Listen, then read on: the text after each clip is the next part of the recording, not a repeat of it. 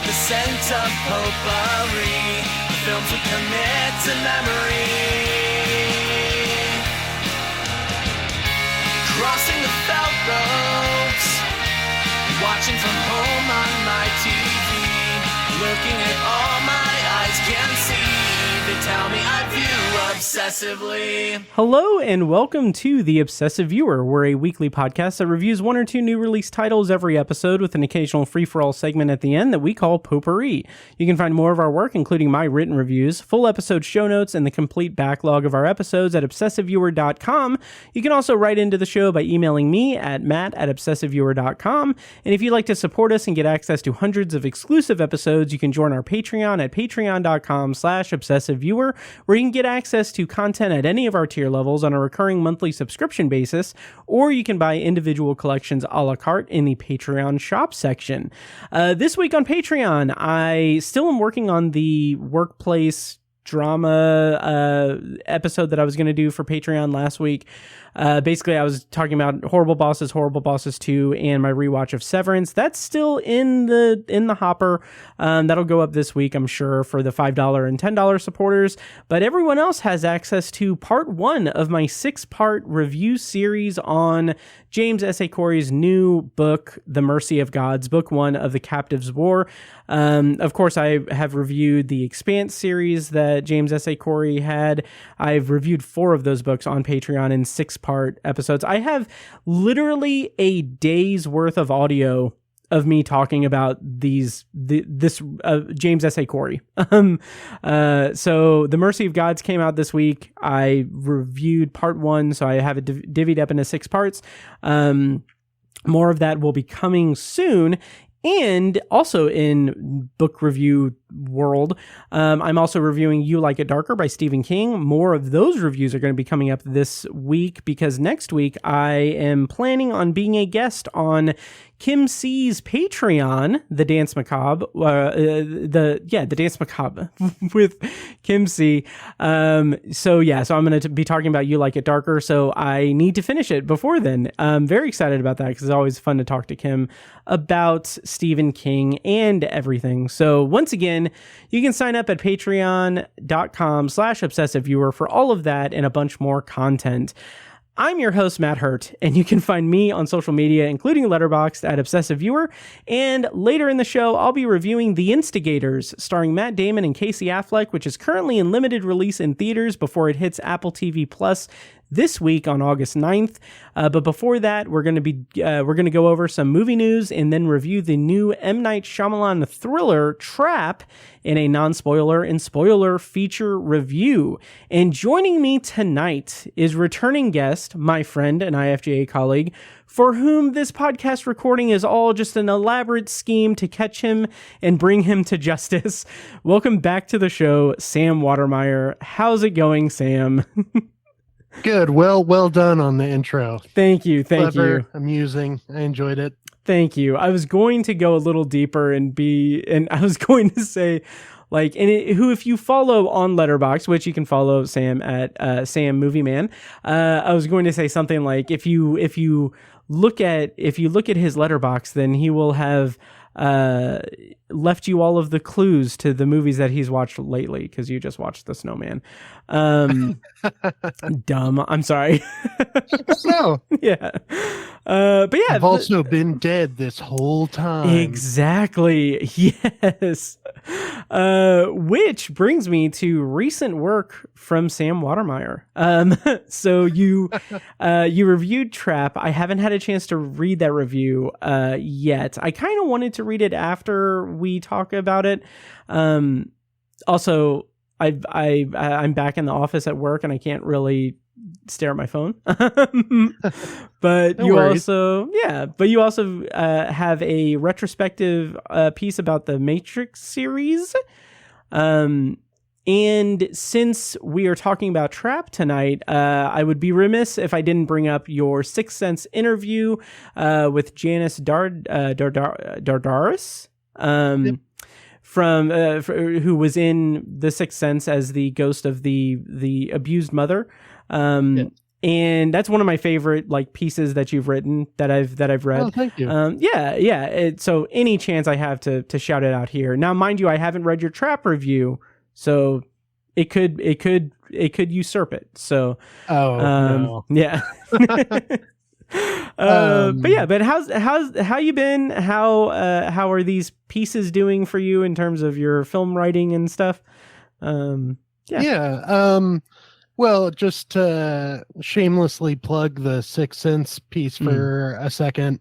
That's the reason why we reposted that on Midwest Film Journal is because yesterday marked the 25th anniversary of the Sixth Sense. Yep.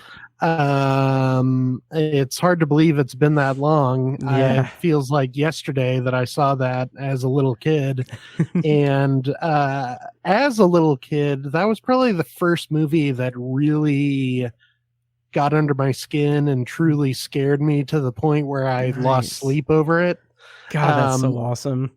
And especially because of the scene with the ghost of an abused mother.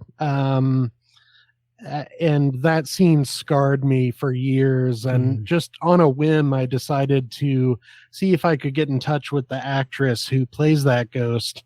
And I didn't think anything would come of it, but she agreed to an interview. And after that interview and finding out that she's this just wonderful woman, very charming, that scene no longer scares me. I watch it and I think, oh, there's my friend Janice. Nice. That's very sweet. I like that. Yeah. And the other movie turning 25 this year is The Matrix. My favorite theater, Keystone Art Cinema, just had a showing of that yesterday. As part of its 1999 film series, which is really cool. Right. And I kind of beefed up a past column I did on that by focusing on some of my favorite scenes from the entire Matrix series, the 4 films. I didn't include the Animatrix. Epic fail. Yeah, that's what I've been up to lately. And Nice. Thanks for having me on. It's always a pleasure. Oh yeah, of course. It's always a blast having you on. And of course, everyone listening, you can follow Sam's work. He writes at MidwestFilmJournal.com, and you can follow him on Letterboxd at Sam Movie Man, and anywhere else they can follow you online. Grindr, Truth Social. Grindr, definitely hit me up on Grindr. No, that's pretty much it. I mean, I have Facebook and Instagram, but that's, more for personal stuff. Sure. Like the Grindr profile, supplemental material for that. There you go. Yeah. Nice. All right, cool. So yeah, letterboxd.com/Sam Movie Man, onlyfans.com/Sam Movie Man. Different kind of movies on there. Yeah, there you go. It's still artistic. It's good. Yeah. So let me go ahead and dig us out of this hole that I've just dug us into. And let's talk about a couple of news items that came across my screen today. The Obsessive Viewer interns culled the Variety and Deadline to get the latest and greatest news pieces. And really that just means that pizza laid on the laptop. But before we get to our review, 2 things have popped up that I want to talk about just briefly, kind of speaking about or on the same topic as Sixth Sense and The Matrix turning, did you say 25 years old? Jesus. 25. Yeah. Turning 25. Interstellar is turning 10 this year. That's crazy to me. I can't believe it's been a decade. But news was released today that the planned re-release that was going to be on September 27th, it was going to be played in theaters, both in 70mm IMAX prints as well as digital IMAX. It was slated for September 27th, but will instead be 2 months later on December 6th. They didn't really say why. There was rumors that it was pushed to, like Variety said, pushed to align with the home entertainment relaunch, which sure. But Sam, I want to ask you first, what are your feelings about Interstellar, and are you going to catch it when it's re-released in theaters for the 10th anniversary? I feel like I should catch it again. Honestly, it's not one of my favorite Nolan movies. Same. I don't dislike it by any means, but I guess this is kind of a common criticism of his movies, but I feel like that one in particular really explains itself quite a bit. Yes. And I feel like it gets a little overly complicated. To me, it works best as kind of a simple family drama. Mm-hmm. The sort of climax of the movie to me works better on a metaphorical level of Matthew McConaughey's character kind of seeing his whole life flash before his eyes, rather than on the literal level that it works at with like different timelines existing in space as part of some kind of alien technology. I don't totally remember what goes on there, but I remember finding it a little convoluted. So I'd like to give it another shot. I've never been a huge fan of Interstellar. It's kind of weaker Nolan for me. I'm really glad you said that, because I've talked about this for 10 years now, basically, but like I wasn't a big fan of Interstellar. It's kind of I'm sure I've brought this up in previous episodes, but it's kind of a not shameful thing for me, but like I feel like the episode of The Obsessive Viewer where we reviewed Interstellar, I feel like I was fighting against very positive opinions of the movie, and me trying to get my bearings as to why I disliked it. Like, it's not even so much that I disliked it. It was just like, I wasn't blown away by it. I feel like that kind of got a little lost in the shuffle. And so I've always felt like I've never really, like, it's to the point where I either didn't really get to have my opinion about it like fully formed, because I also wrote a review, and I think I basically boiled it down to like, yeah, it's kind of, I mean, it's cool, it's visually, it's really good, but also it just feels like there's a lot, like it's being heralded as a big, like, thought-provoking sci-fi film, but there are so many elements of it that are just felt like they were cribbed from other popular science fiction films. Like, it felt very much like there wasn't that much in terms of new ideas present.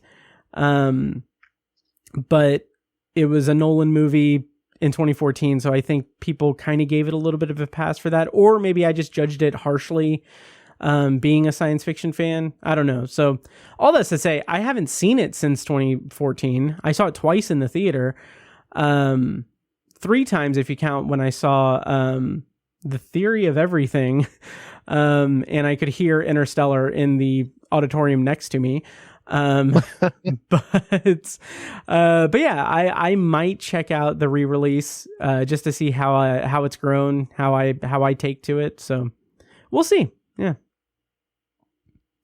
I also remember having a problem with some of the settings in the movie. Like they go to a planet at one point, and it just has this kind of bleak, like slate gray aesthetic that I feel was popular at the time with like Man of Steel, and I guess maybe it for me it got kind of mixed in with other movies of that style, but I don't know, I just found it kind of ugly to look at.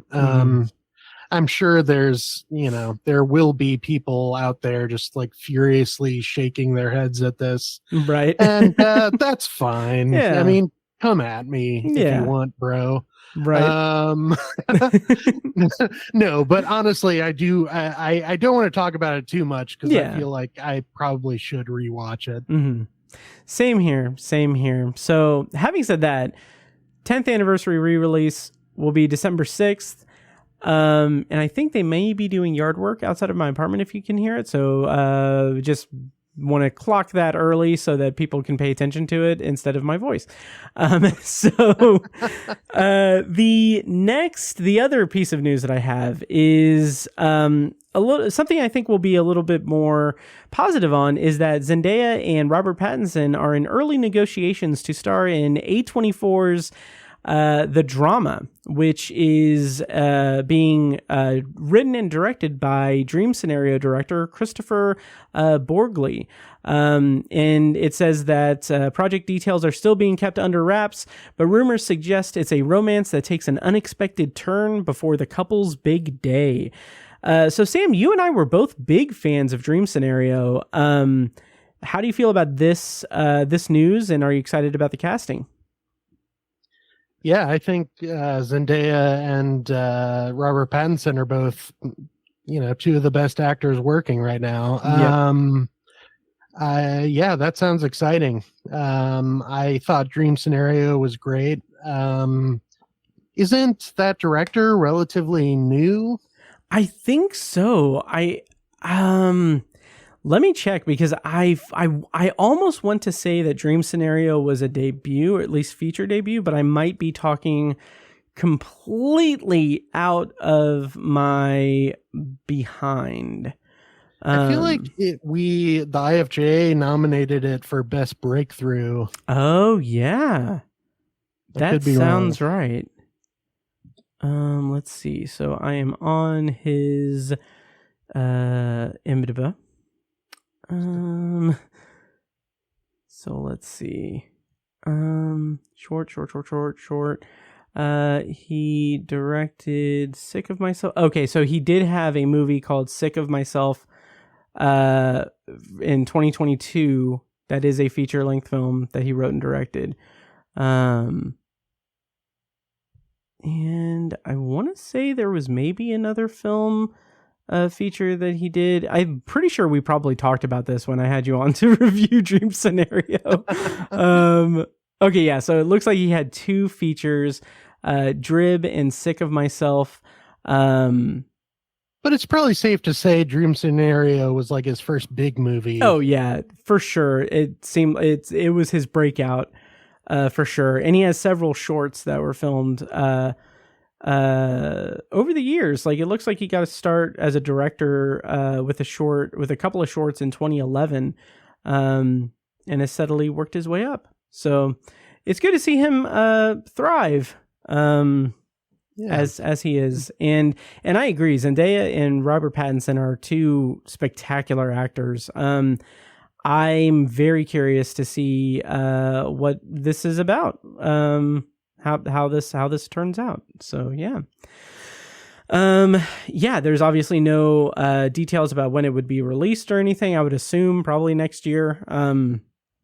Like late next year, I would think. So we will stay tuned. But it's called The Drama, and we'll see what happens. And I'm so glad that I think I pronounced A24 correctly. Because I have previously referred to it as A24, and I have not lived it down in my brain. Like, I'm pretty sure no one cares, but I care. And it's been several months. To make you feel better, Ridley Scott got the name wrong. That's true. In a press junket. That's true. And the nerds who interviewed him fell all over themselves to correct him. Yep. I think he called it A23. Yeah, that's true. I think that is what he said. And like, I mean, hey, look, I just read the numbers. He downgraded it a full digit. So, am I better than Ridley Scott? Yes. So, stay tuned in a couple of weeks. I'll be reviewing Alien Romulus, which obviously he didn't direct, but I'm excited about that nonetheless. Yeah. So anyway, those are the news items I have. Anything in terms of news that has come up you want to talk about, or do you want to? Well, just real quick, because I noticed it on my Facebook feed before we hopped on here. Pictures have been released from the upcoming Saturday Night Live film directed by Jason Reitman. Right. The cast is pretty great in terms of people resembling their real life counterparts, especially the guy who plays Chevy Chase. Nice. Corey Michael Smith, I want to say. I'm looking this up right. Yeah. Wow. Yeah. Oh, wow. He was in May December. Oh, really? Okay. Yeah, and he was great in that. He was Julianne Moore's son. Eldest son from another marriage. That's right. Wow. Yeah, so Cooper that's Hoffman's exciting. in it. Yeah. Nicholas Braun, Lamorne Morris, Rachel Sennott, J.K. Simmons, Willem Dafoe, Finn Wolfhard, Dylan O'Brien. Jesus, this cast is amazing. But yeah, I think Dylan O'Brien plays Dan Aykroyd. Oh, wow. Okay. Yep, he does. Jesus, that'll be interesting.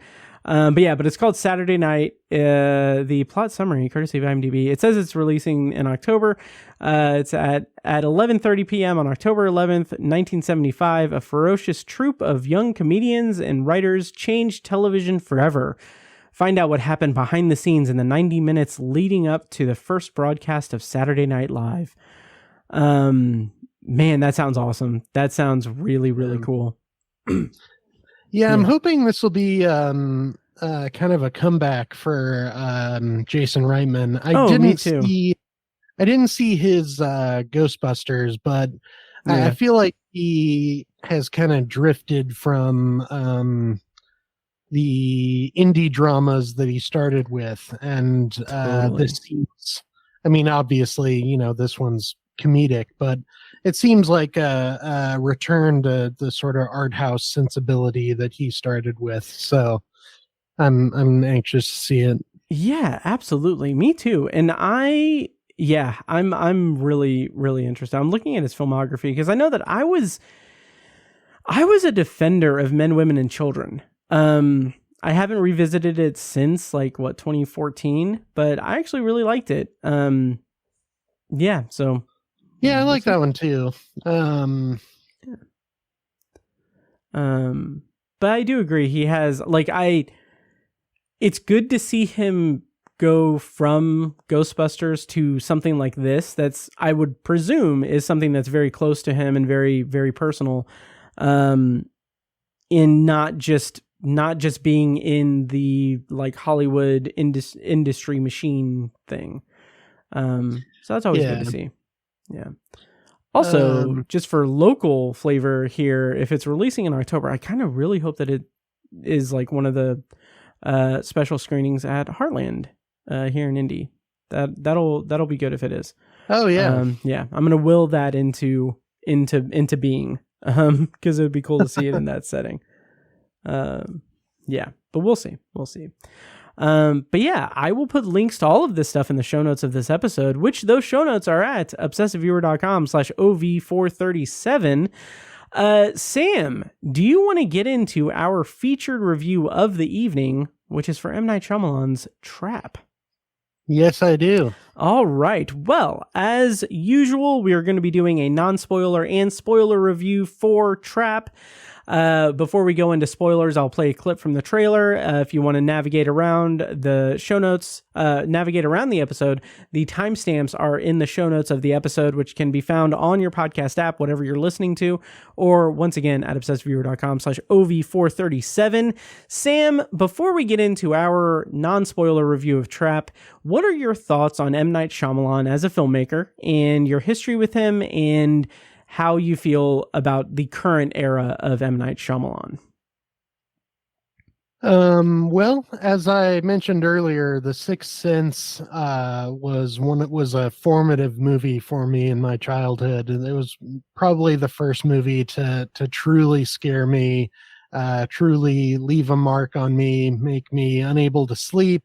I was afraid of getting up in the middle of the night to pee because of that movie. Yes. And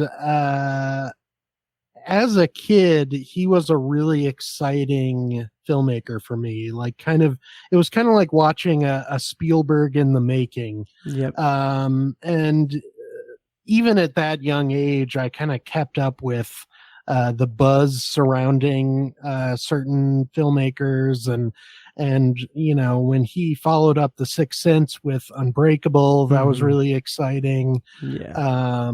The idea of grounding a superhero origin story in everyday life, in everyday reality, and treating it like an indie drama was a really cool concept at the time. Kind of hadn't been done before. And he was exciting to follow because you really didn't know what he would do next. And all of his movies had, for his early run, they all had, some kind of high concept that you could sum up in a quick elevator pitch. They all had some kind of neat twist at the end. Some would say to diminishing returns over the years, but whatever. Honestly, I was pretty with him until. I actually like The Village. I like Lady in the Water. The Happening is incomprehensibly bad. I don't know what went wrong there. And he went downhill. I remember just not being interested in After Earth or The Last Airbender. He kind of seemed to just go downhill. And with his last couple of movies, I really think he's climbing back on top. I think what has happened is that his movies started reaching a level of sort of self-parody. His twists were getting more ridiculous. He seemed to be relying on, gimmicks. And whereas his earlier movies, the twists came more organically, and they didn't, dramatically alter the entire movie. Right. Like the movie could stand on its own apart from the twists, as in the case with, The Sixth Sense and Unbreakable. But he was starting to make movies where the twists kind of unraveled the entire movie. Yeah. I think The Village is a good example of that, even though I do like it. But I think in the last couple of years, I don't know, I feel like he's kind of leaning into his goofy side and not parodying himself, but sort of taking himself less seriously. I think with that was especially true with Old. I think it's especially true with Trap. I mean, the movie is kind of light and playful, and it doesn't. His movies don't, with the exception of Knock at the Cabin, don't really have the sort of solemn nature that his first few do. And it's part of the reason why I really liked Trap, is I feel like he's kind of letting loose, and I mean, even the marketing campaign, we'll get to this in a second, I assume, but even the marketing campaign gives away, seemingly gives away a big twist. So he's showing that he's not tied to those twists anymore. not trapped by them, so to speak. Yes.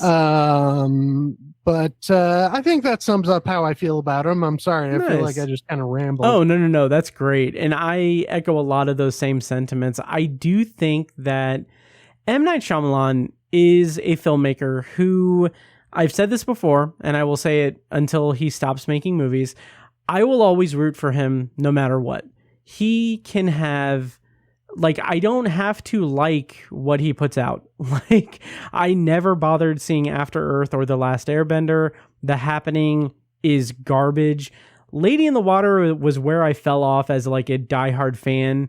And I was thinking about that the other day, that like I enjoyed Trap. We'll talk about it and everything, but I kept thinking that like, man, this is a very good thriller. Trap is very good. It's so nice that this is from the filmmaker who basically like in Lady in the Water like gave Freddy Rodriguez a character where half of his body is ripped from working out, the other half is just regular. And he also wrote a part about a guy whose writing would change the world and influence the world's greatest leader and bring about world peace, and then cast himself as that writer. Like, he's come so far from that. Yeah. But I will say, like, I haven't seen his first two movies, Praying with Anger and Wide Awake, but his first, like, breakout movies, obviously, Sixth Sense, Unbreakable, Signs, The Village. I adored each one of those. Those were appointment movies to see, and they were great. I loved it. One of my favorite movie like watching experiences was The Village. Came out in 2004. I was working in a movie theater. I got to watch it after hours the night before it opened by myself in the theater, because the projectionist was doing like testing on another one and just played that. And so that was just such a cool experience. Oh wow. Yeah, it was so awesome. And I remember when I was working at the movie theater, I would I only worked there for the summer of 2004, and like there were two times where basically I would, if I was on like usher duty, I would try to sneak into the Spider-Man 2 screenings to see like if I could get if I can watch like one of the really cool parts. But I would always try to get into the Village. I would time it to the middle part, when I think it's the middle, but it's when they two parts really. One is when the quote unquote monsters are attacking the village, and we get that beautiful like violin based score as like Bryce Dallas Howard is trying to get into the cellar, and Joaquin Phoenix grabs her hand and leads her into it. Like, just like that is just such a beautifully constructed scene, and I wanted to see it as many times as I could in the theater while I was working. And the other part is that I always tried to get into was Adrian Brody stabbing Joaquin Phoenix, because that scene shocked me so much, and I wanted to experience the gasps of the audience. And mind you, I was a teenager. I was like 17, 18. Or 16. No, I was like 16. I don't know how time works. No, I was 18. I was 18. So, it was somewhat in my formative years as a moviegoer and as a movie like critiquer. But I remember like how much of a rush I got out of picking up how he made that scene silent, where you don't see the blade go into Joaquin Phoenix. It's completely silent. And that's A, because PG-13, and B, it's just the maximized shock value of seeing just the reactions on Joaquin Phoenix's face and Adrian Brody's face, and then getting the reveal of the blade coming out of him is like, I thought it was just peak thriller shock stuff. But anyway, that's enough about The Village. He dropped off, like you said. I do think that his career trajectory is fascinating, just in the fact that he went straight into director jail. I mean, The Happening, The Last Airbender, After Earth, all clunkers. I feel like After Earth was done specifically because it was like, hey, Will Smith wants to make a movie with his son. I think it was like a one of those things where it was like, I'm just doing this like a journeyman director thing. Like this is Will Smith's show. I'm just going to direct this to like pay the bills or something. I don't know. I could be putting something in there that's not, but anyway, he came back with The Visit, which I didn't like. I thought like it was so celebrated because it's like the return of Shyamalan. Like he's working with Blumhouse. They gave him just like their whole model is they give him $5 million. He makes it as long as he comes in under budget. He's good. And it makes its money back instantly. And so he can get back out of director's jail there. But The Visit was something that was so frustrating because it was still him working in that like I need to play mind games with the audience.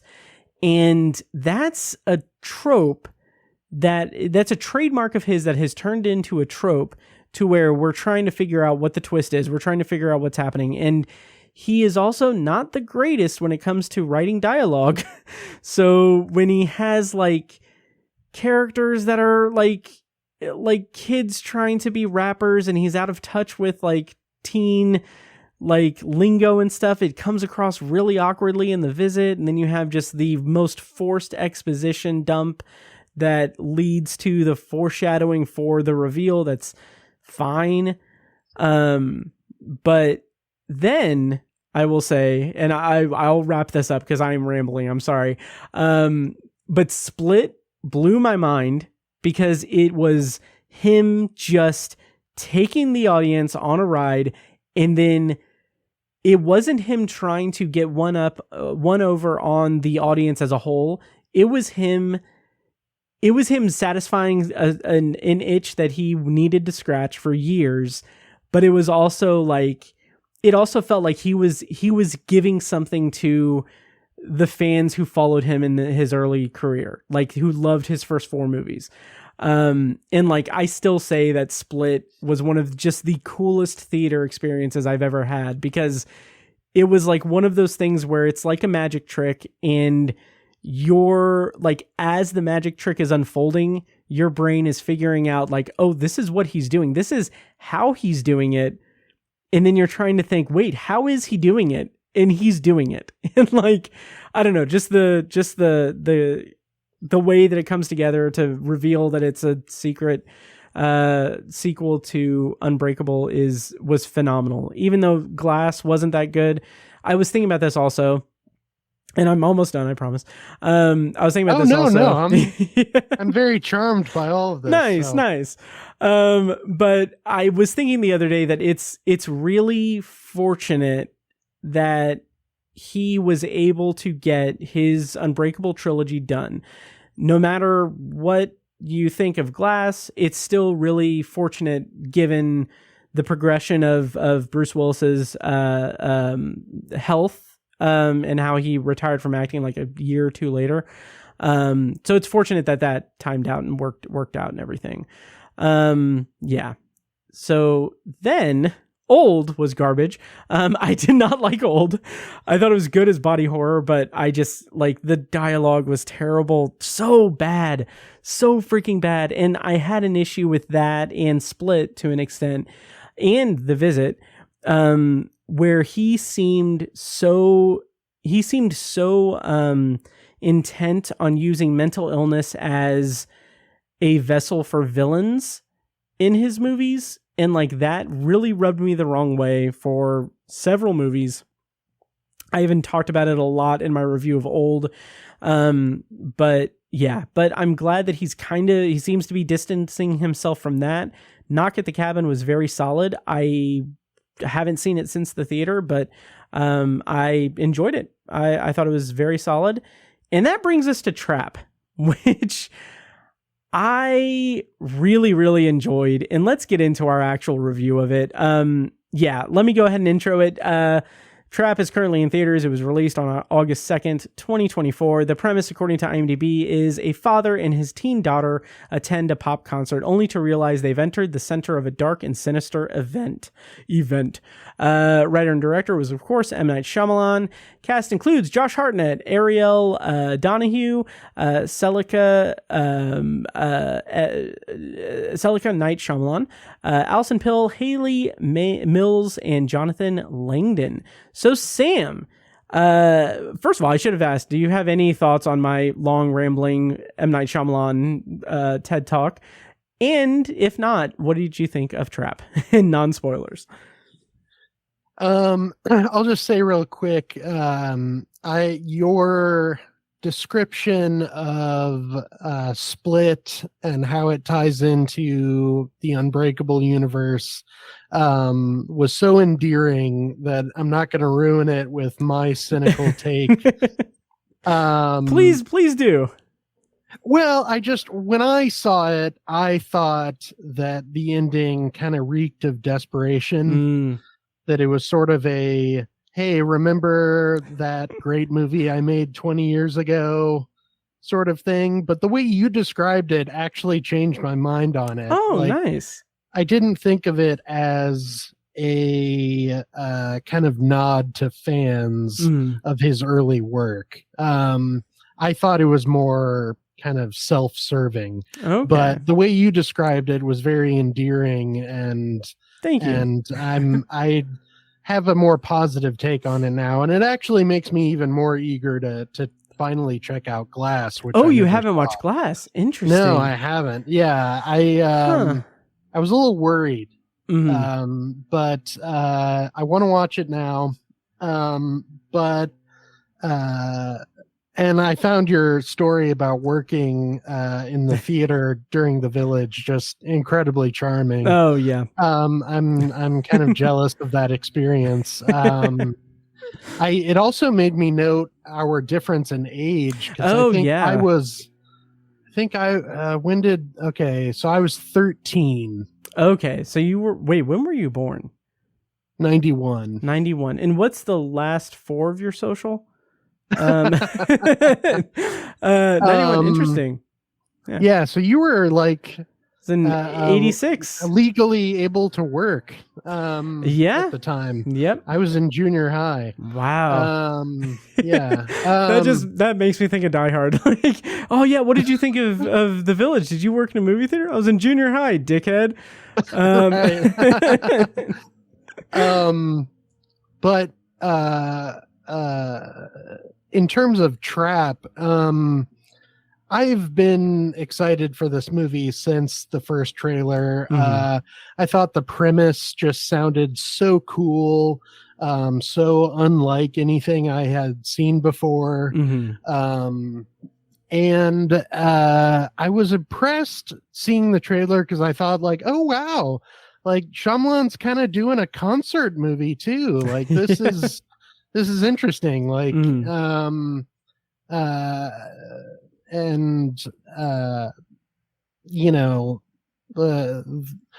think he actually pitched it as like, what if the Silence of the Lambs took place in a stadium during a concert? Nice. And that just sounds so cool. But upon seeing the movie, I really enjoyed it. It's a lot of fun. You can't take it too seriously, I think. And he doesn't take it too seriously as well. I mean, even the way that the trap is described, it's kind of given away by a stadium employee, like almost instantly. Like you would think that they would try a little harder to keep their lips sealed about this FBI organized trap within the stadium. But he gives it up at the drop of a hat, and gives it up like very giddily, describing this butcher killer kind of with the same excitement that the teen girls in the audience seem to have for the movie's pop star character, Lady Raven. Yeah. And I actually think it makes kind of an interesting connection between the like Taylor Swift pop star phenomenon and the serial killer craze. You know, it seems like we watch these Netflix documentary series about serial killers and anticipate those as eagerly as we do you know, a Taylor Swift concert. And I think the movie subtly but still effectively kind of draws a connection there, and I think that's interesting.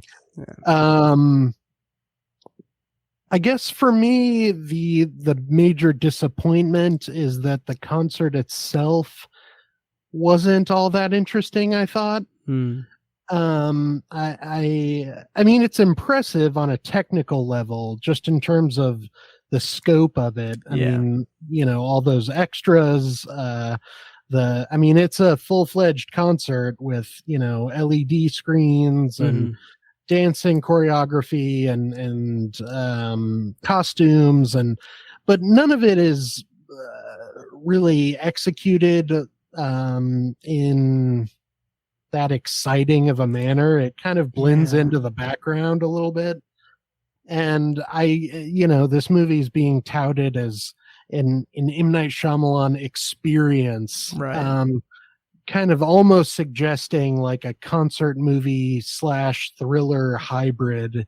And I don't think it quite achieves that. But that's ultimately a minor nit to pick, I think, because the thriller elements are incredibly fun. And mostly thanks to Josh Hartnett. It's so exciting to see him in kind of a big, like, marquee name role again. He has been working, but this is his first, like, big blockbuster movie role since his heyday in the early aughts.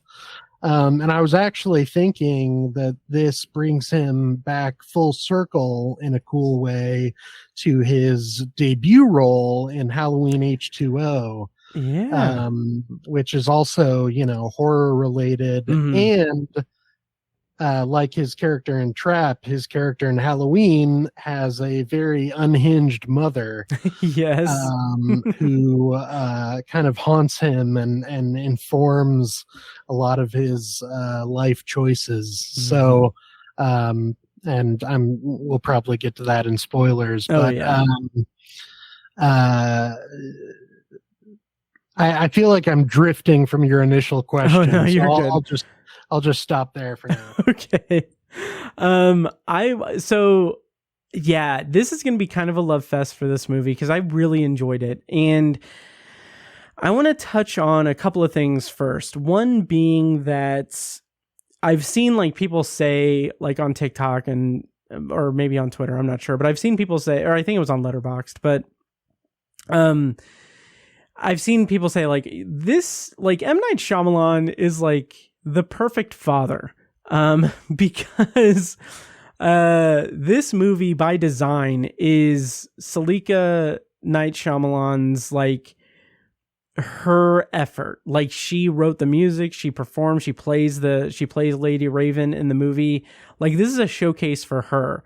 And not only that, but his other daughter directed The Watchers earlier this summer, which I didn't really like. I reviewed it on the podcast. I didn't really like it or anything, and I missed this in the theater, but like apparently like he threw in like a billboard of The Watchers in this movie. Like it's in one of the exterior shots just shows The Watchers. So it's like, it's really cool to see him as like a family man guy. But also it's interesting because I don't know if those are his only two children because I'm not a creepy stalker, but I do want to say, as a fan of Shyamalan, as someone who goes way back, I do find it really interesting and fun to think that in the movie Signs, when Mel Gibson is telling his children like the story of their birth. Like those are the stories of M. Night Shyamalan's children's births. And it's kind of what you said. It's kind of a full circle thing that like now he's bringing them into this industry. Like they're his little Nepo babies. And I don't know, there's just something really, really sweet and endearing about that in terms of having that familial connection and like working with your family. I think that's just really sweet and cool. And from everything that I've heard, M. Night Shyamalan is apparently like the nicest guy, also like in the industry. So that's good to know too. But anyway, off of that soapbox and on to the movie. The other thing I want to talk about is it is such an interesting movie because it is almost farcical. It is almost just silly. And I feel like that scene with the merch guy, played by Jonathan Langdon, the way I feel like that scene is like the on-off ramp for the movie for audiences, because it is an example of M. Night Shyamalan. Just on the surface, it's an example of him doing his worst, like doing his standard dialogue thing. It's like he needs to get this information out. We are going to do it in the most direct way possible.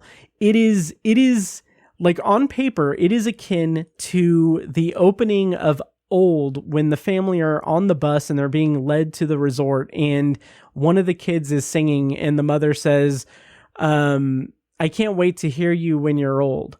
Hear you sing when you're old. Like, just like the weirdest, most contrived dialogue. But there is just something so special to me about Trap and the way the dialogue presents itself, because it is that style of dialogue. It is that direct exposition dump dialogue. But there's something about it that I think is a showcase of M. Night Shyamalan's growth as a screenwriter. Because as much as I wanted to dog the dialogue, I expected, because I know how he writes his dialogue, I know how he works. I was so impressed with it because, like I said, that scene with the merch guy is an on-off ramp. You can either take it and like just discount it and be like, okay, this is the kind of movie it is. It's not serious. Like, I can't take it seriously because it's not taking itself seriously. Or you can steer into it and take it the way that I took it, which I had a conflicting moment in the theater. Like, it was, let me take you through a trip in my brain. Yikes. Yeah. Oh yeah. Make sure the explicit tag is on this. No. So a trip through my brain. And like, this isn't spoilers. It's in the trailer. So basically he goes to the merch table with his daughter, and the guy running the merch doesn't have like a shirt that Cooper, played by Josh Hartnett, that his daughter wants. So then he pulls him aside, pulls the merch guy aside, and introduces himself. Hi, I'm Cooper. Hi, I'm I can't remember his name already, but Jamie, I think. And he's like, oh, okay. Well, hey, Jamie, what's going on here? Why is all the police here and everything? And the guy, like you said, is just so willing to just give that information. And I think that that's the point, because what I was so like in the moment, I was like, well, that's silly, because why not make the merch guy someone that he knows in real life, like knows outside of the concert? Why not make him someone who has an established familiarity with him? Like, maybe they live on the same street. Maybe they've worked together previously. It could have been so easy for him to say like, oh, hey, Jamie, how have you been? We used to work together. Like, can you tell me what's going on? And that gives him the information that he needs. But so like, I was annoyed that that's not the way it was. There was just like this offered up information, but it wasn't until the movie really started playing out that this movie is a showcase for Josh Hartnett and the Cooper character, and to show the way that this psychopathic butcher of people and complete monster is able to sway people's opinion of him, that he is able to navigate social situations. And I think that there is a level of brilliance to Josh Hartnett's performance that he plays it up. He plays this happiness up as if it is a facade. Like, you can, like, if you're not into the movie, you can say like, oh, he's playing a goofball person who is being way too overly enthusiastic. But really what I think it is that Josh Hartnett is playing a psychopath who doesn't know how to interact with people and is putting on a show because he thinks that's how he can get his way. And he gets his way a lot. He's able to get a lot of information, a lot of access to things and places and people that he wouldn't get because he has this energy, this charm that is just drenching his psychosis in such a way that it's catching people off guard that he is maybe a monster. So that's why they're so willing to give information and let him have free reign of certain things. And I don't know, I was so captivated by it. And I thought that it was such a marked improvement on anything that I've seen M. Night Shyamalan write since before The Visit. So I don't know. I loved it. I was all in. So your thoughts? I think that's an excellent point. Thank you. And yeah, because his character is disarming, Mm-hmm. and that's how he manages to live this double life, and how he preys upon people and lures them in, and preys on their trust. And it actually, what you just said reminded me of something I was talking about with our friend and colleague Nick Rogers. He was talking about how in a lot of ways the movie's kind of about the danger of empathy. Oh yeah. We're so eager to be empathetic that we kind of get caught in these traps, pun intended.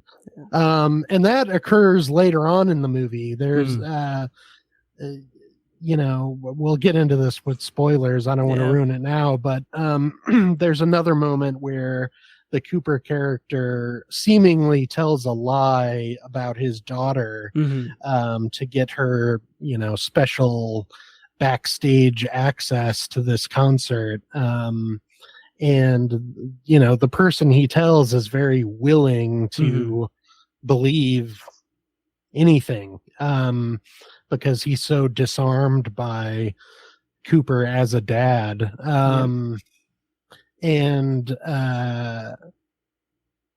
kind of the concert itself is sort of a naturally empathetic setting. There's even a moment where Lady Raven has this very intimate interaction with the audience where she tells them about the origin of one of her songs and how it's about learning to let go of anger at someone and learning to forgive. And she invites the entire audience to, experience this forgiveness with her and kind of let someone from their life who affected them to let them go. And it's this kind of unusually intimate moment in such a crowded setting. But I think, in the social media age, we kind of have these very intimate moments in public, and the movie's kind of saying something about that, with everyone being on their phones constantly and kind of sharing intimate experiences. And so yeah, it seems that moment of Jamie giving up the information seems like kind of a goofy moment on the surface, but it kind of unlocks, like you said, what the whole movie is about. Yeah, absolutely. And yeah, I really love that idea of it being about the danger of empathy. And yeah, it is like that massive concert is like it is a sea of like 20,000 people who are all in very heightened emotional states because of the music and because of the environment that they're in. So it's interesting to see the movie play out as someone capitalizing on that and like being able to easily disarm people just with pure charm and charisma.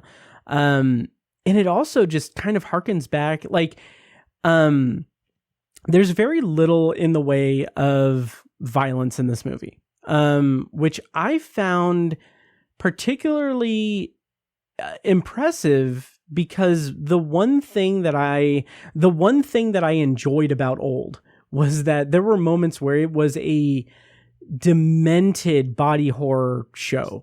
Like there are moments in that movie that stick with me because of the concept, because of what happens on screen. And even in the scenes where we don't see anything and it's kind of cut around it and we see the aftermath of it, it's like, it sticks with me. It's a freaking horrible movie. It's terrible. But like those moments are like seared into my brain.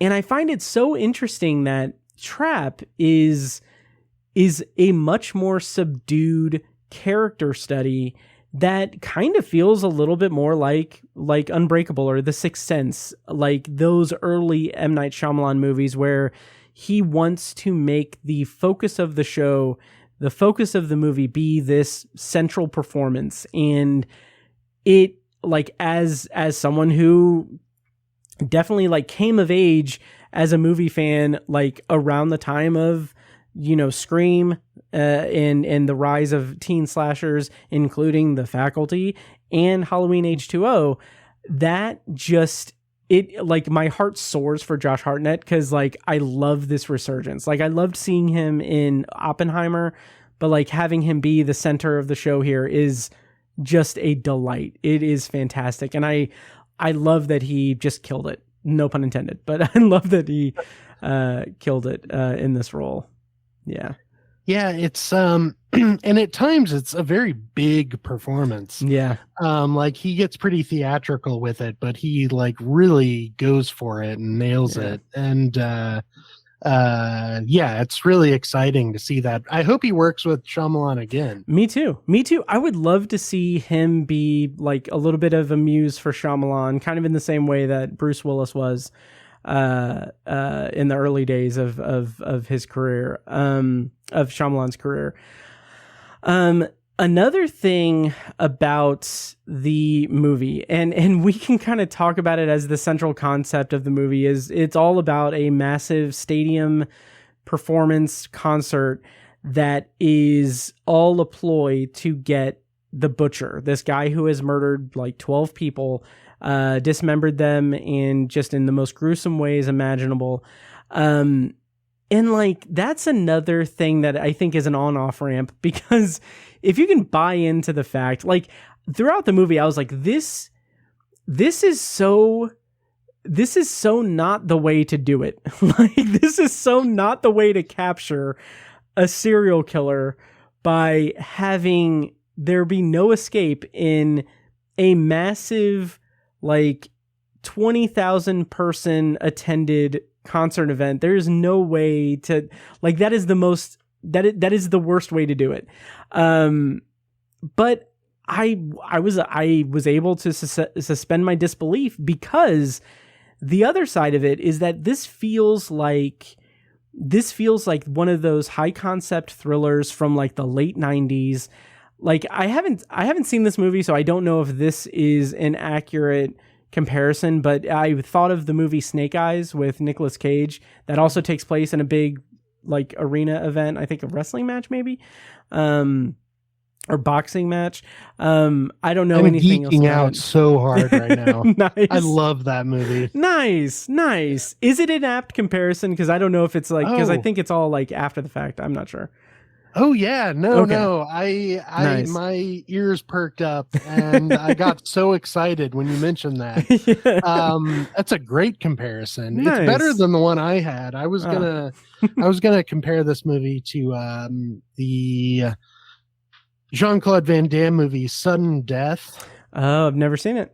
It's about like terrorists in an ice hockey Oh. arena. Oh. But Snake Eyes is a much better comparison.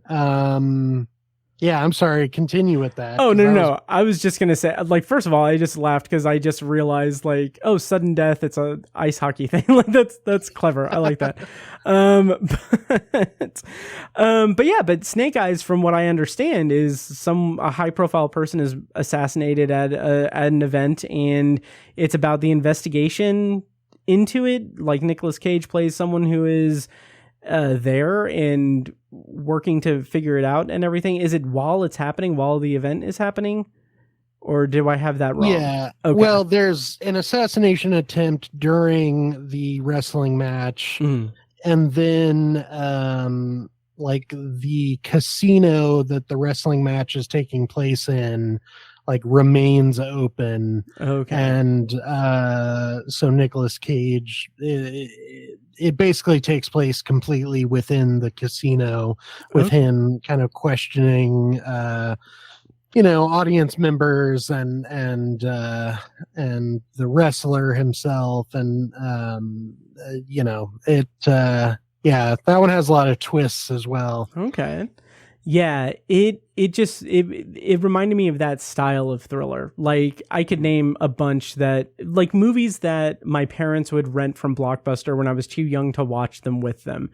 Yes. Like movies like I had one just really, I had one in the chamber and I just lost it. Oh god. Like Murder at 1600. Oh, okay. Murder in the White House. Like, let's watch it. That's the movie. Those one sentence, like elevator pitch concept movies. Yeah. Oh yeah. Yep. I do feel like this is a return to that, and that's exciting. Yeah, and I would honestly love to see more things like this, not just from Shyamalan, but like I would love to see a resurgence of that, because I also recently just watched, I think I technically rewatched it because I watched it years ago, but I watched Broken Arrow.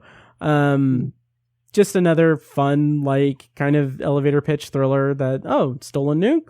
Cool. Let's go after it. Yeah, so I don't know. I think that this is just such a fun movie. And what's cool about it, you mentioned, how this is actually the worst trap for a serial killer, because it seems so dangerous. What's cool is that there's an FBI character, like a profiler, who's leading the investigation, and she even predicts that the killer will try to cause panic, try to cause chaos, pull the fire alarm, do something worse, maybe hurt someone, and they're just willing to go with it. Yeah. Like, they're willing to let that happen, which shows how desperate they are to catch this guy. Right. And it really makes the stakes like scary and crazy. Yeah. And even with that, I love, again, how kind of subdued it is. Like, there are instances where there is violence that happens, and we'll talk about that in spoilers, but I am so relieved and, in a weird way, proud, if I can be condescending to M. Night Shyamalan, but like, I'm in a way proud and very impressed by the way that he is able to subdue himself, like have it be a subdued sort of character study of this monster, rather than be this high octane thriller that is filled with more egregious twists than what we get. Like, I'll talk about some of the thoughts that I had about how it could have ended up in spoilers, but I really thought it was going to be something kind of different. I thought it was going to be something a little bit more violent and kind of freaky. Because I thought of it as like, oh, this serial killer is in an arena with 20,000 people. Like, how much damage could he do there? But it's so much more richer than that, because it's about him not only navigating this trap, but it's also him doing that while balancing the father side of his life. And that's the other thing that I really appreciate about the dialogue, is like, there's one scene where his daughter is like fangirling out about the concert. They're excited. She's jumping up and down at the seat. She's all happy. And Josh Hartnett like is talking to her, and like they have this conversation that's so endearing. It's about like teen slang, and he does all of these like goofy dad jokes about how like, oh, is this like crispy, like extra crispy or extra fried or something? And like, I had this moment where I was like, yes, Knight, yes, this is how you do that corny dialogue. You give it to a father and have the daughter teach him how to do that. Don't have like two teenagers or preteen siblings like that you're trying to spoon feed in corny, out of touch, like goofy vernacular that you think is cool or crispy, but it just falls flat. Like, have it be like a father-daughter bonding moment. And I was like, yes, like, I'm so happy that you got it. It's so good. And yeah, and I love the way it was developed with him and the daughter in the movie. I thought really great characterization. Yeah, that's a great point. And it is cool how he doesn't make the Cooper character go too over the top because, you know, his daughter is there. He can't really afford to go too crazy, really. Yeah. He's trying to maintain these two lives.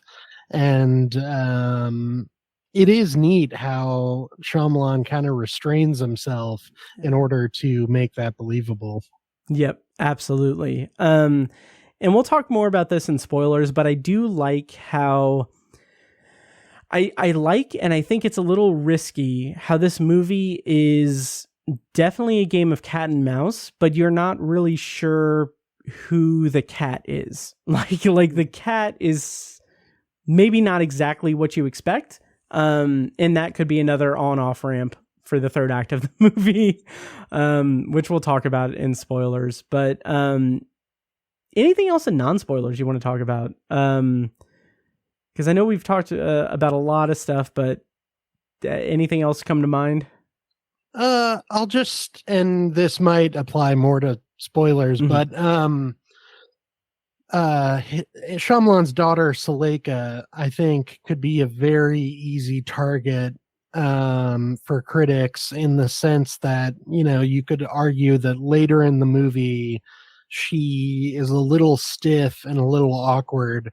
I would argue that that's perfectly fitting for the circumstances in which she finds herself. Yes. And she's also playing a pop star who's trying to save face and remain calm and interact with fans at the same time. Yeah. And kind of live up to this public persona for their safety as well.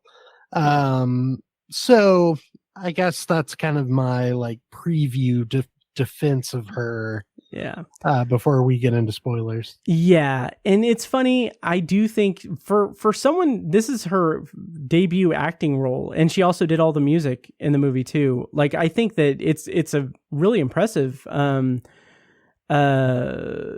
first thing for her on screen. I think she did a fine job, and she does play that role really well in terms of where the character's taken and how this character is reacting to certain things in the movie. There was something else I was going to say, but I'm drawing a blank. So maybe we can just go right into spoilers, because I don't think it's going to come back by the end of the sentence. So yeah, do you want to go into spoilers for Trap? Yes, please. All right. So we're going to go into spoilers for Trap. Of course, I'm going to play a clip from the trailer. And when we come back, we're going to be spoiling Trap. If you want to navigate away from the show notes or away from the spoilers, go to the show notes in your podcast app or at obsessiveviewer.com/OV437. Here's a clip from the trailer for Trap. When we come back, we're going to be spoiling the movie. Cooper. Jamie. What's with all the police trucks outside? The cameras everywhere, Jamie. I'm not supposed to tell. Something happening? Don't rat me out. I won't. You know the butcher? The freaking nut job that goes around just chopping people up? Well, the feds or whatever heard that he's gonna be here today, so they set up a trap for him. This whole concert, it's a trap. They're watching all the exits, checking everyone that leaves. There's no way to get out of here. All right, so spoilers on for Trap, and I want to kind of open up spoilers by talking about some of the things I thought of during the movie and how restrained it must have been for Shyamalan to not go into his more, standard impulses. There were a couple of theories that I had that I was kind of one I thought would be kind of cool, but the other I thought would be like I was terrified that it would come to fruition.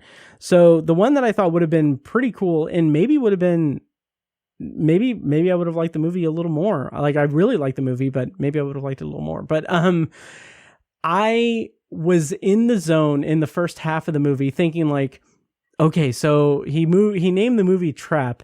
So there's obviously going to be some kind of trap that he is going to lay, that Cooper is going to lay in the movie. And that's going to be like the big Shyamalan twist or whatever. And so I caught like a line of dialogue when he was listening in on the radio or when he was hearing like something like, I don't know, there was a line of dialogue where it was talking about how the police had certain identifying markers for the butcher. So like a tattoo of an animal.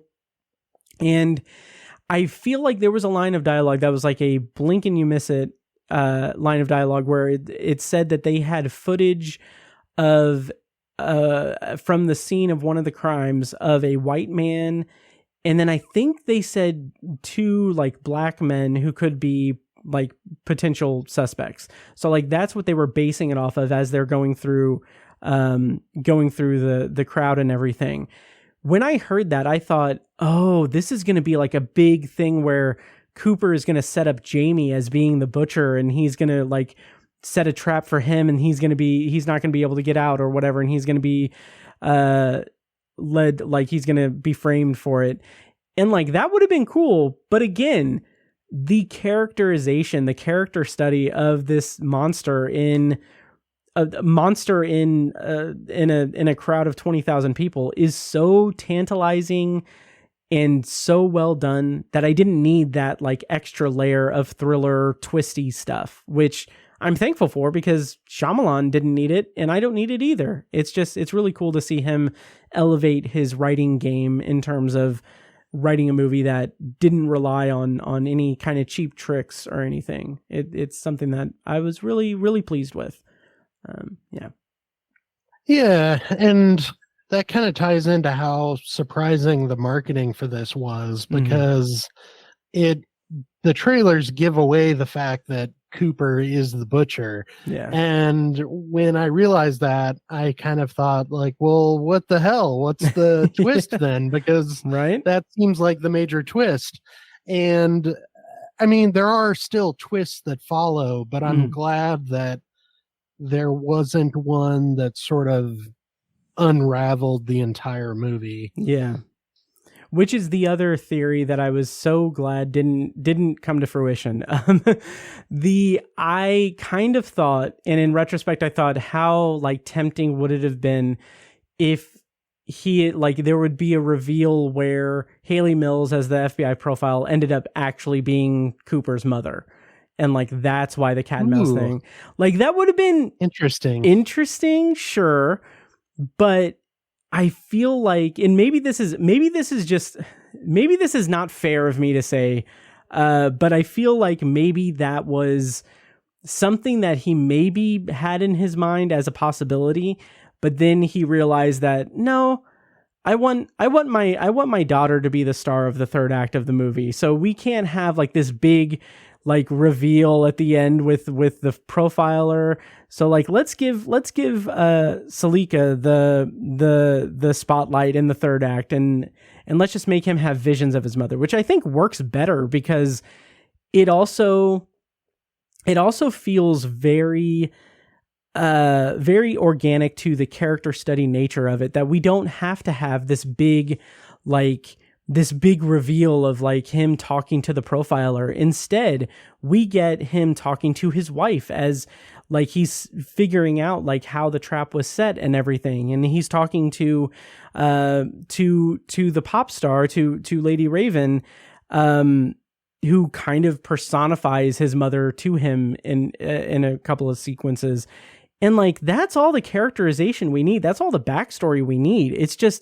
It's really, really smart character building, in my opinion. I really like that. So, yeah, and it kind of subverts expectations in a really cool way, because with this movie and this concept, you would expect the third act to revolve around him interacting with the FBI profiler. yeah. I mean, it goes right back to those 90s action thrillers we were talking about. I mean, that's the exact thing you would expect from one of those. And the fact that it shifts focus onto the Lady Raven character is really kind of a brilliant move. And it's cool how she uses her social media presence and her fan base to help catch Cooper and rescue one of his soon-to-be victims. So I don't know, like, that's a really interesting shift in focus for this entire genre, really, to like use a pop star as kind of the hero of the movie.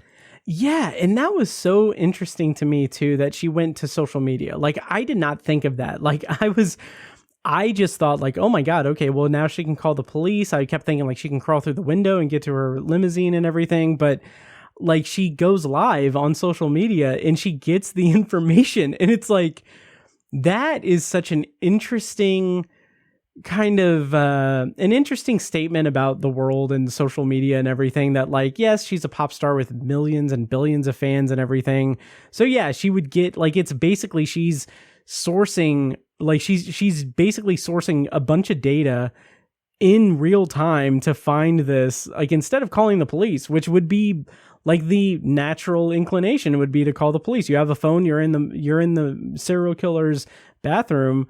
Like, yeah, call the police, but like getting the information, like that's brilliant. I thought that was great. And I also wanted to say that yes, Lady Raven is clearly like patterned after like Taylor Swift and everything. And also like, you also have to consider that, you know, Taylor Swift murdered 12 people. So she's kind of like the butcher, which I'm just throwing that out there in case the Swifties want to boost the download numbers for the podcast. Even though they terrify me.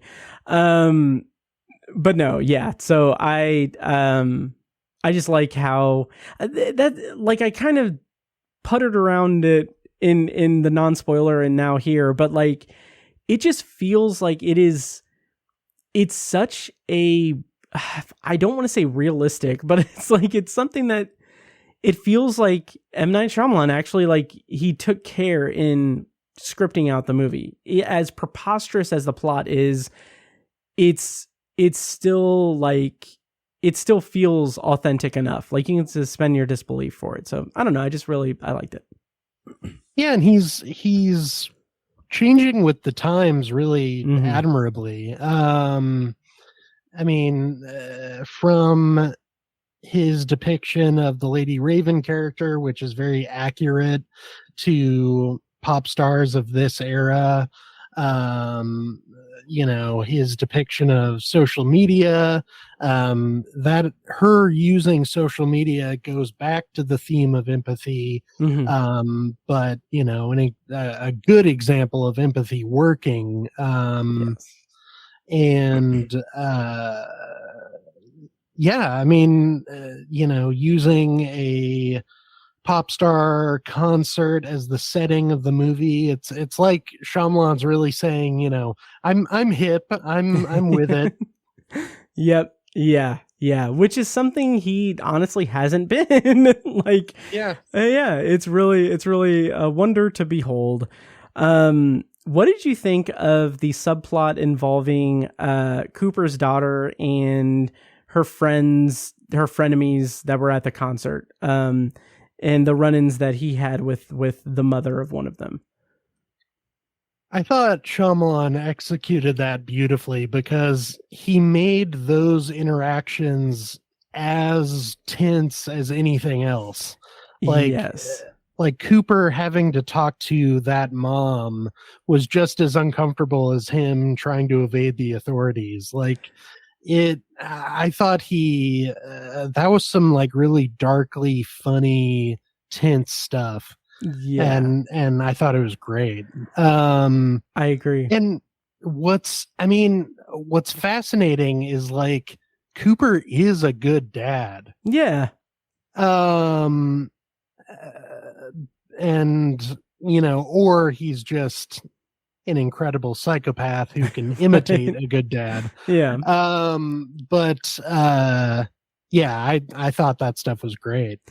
Yeah, I agree. And I think that the stuff with it was Jodie's mom. That's what she's credited as.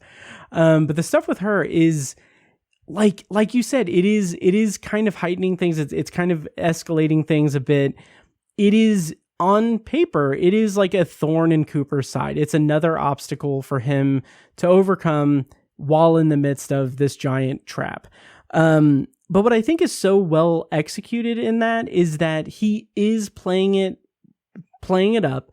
He's trying to be cordial, but he's also like clearly irritated. They have a back and forth. She's also a little over the top too, but I feel like this whole subplot and the way that it kind of is sprinkled in throughout the movie, it feels like this is an organic way of having comic relief in the movie while still sustaining that tension and that in the core concept of the movie, because it is still a situation that is further complicating the complexity of the situation that the character finds himself in, but it's so heightened and it's so like over the top. And when you consider that the grand scheme of things, it's like it is teenagers like having a falling out. Like you don't even get really the details about anything, but to the daughter, this is like the most important thing in the world. But also in the grand scheme of things, it's like you're going to move past it. It's going to be fine. But it's still like this sense of immediacy. So yeah. Yeah. So anyway, I really liked that part of it, and I can see that being something that would turn people away from the movie. Like, I don't know, I feel just so very pleased with this with this movie overall. Well, you talked about it being kind of surprisingly subdued. I think the interactions with the mother play into that, and a lot of the movie is really Cooper just leaving the auditorium. Yes. And going to get his credit card, or like he brings his daughter with him at one point and they go to find some like food stand, and I guess you could dismiss that as being dull or whatever, but I thought it worked because it was really realistic and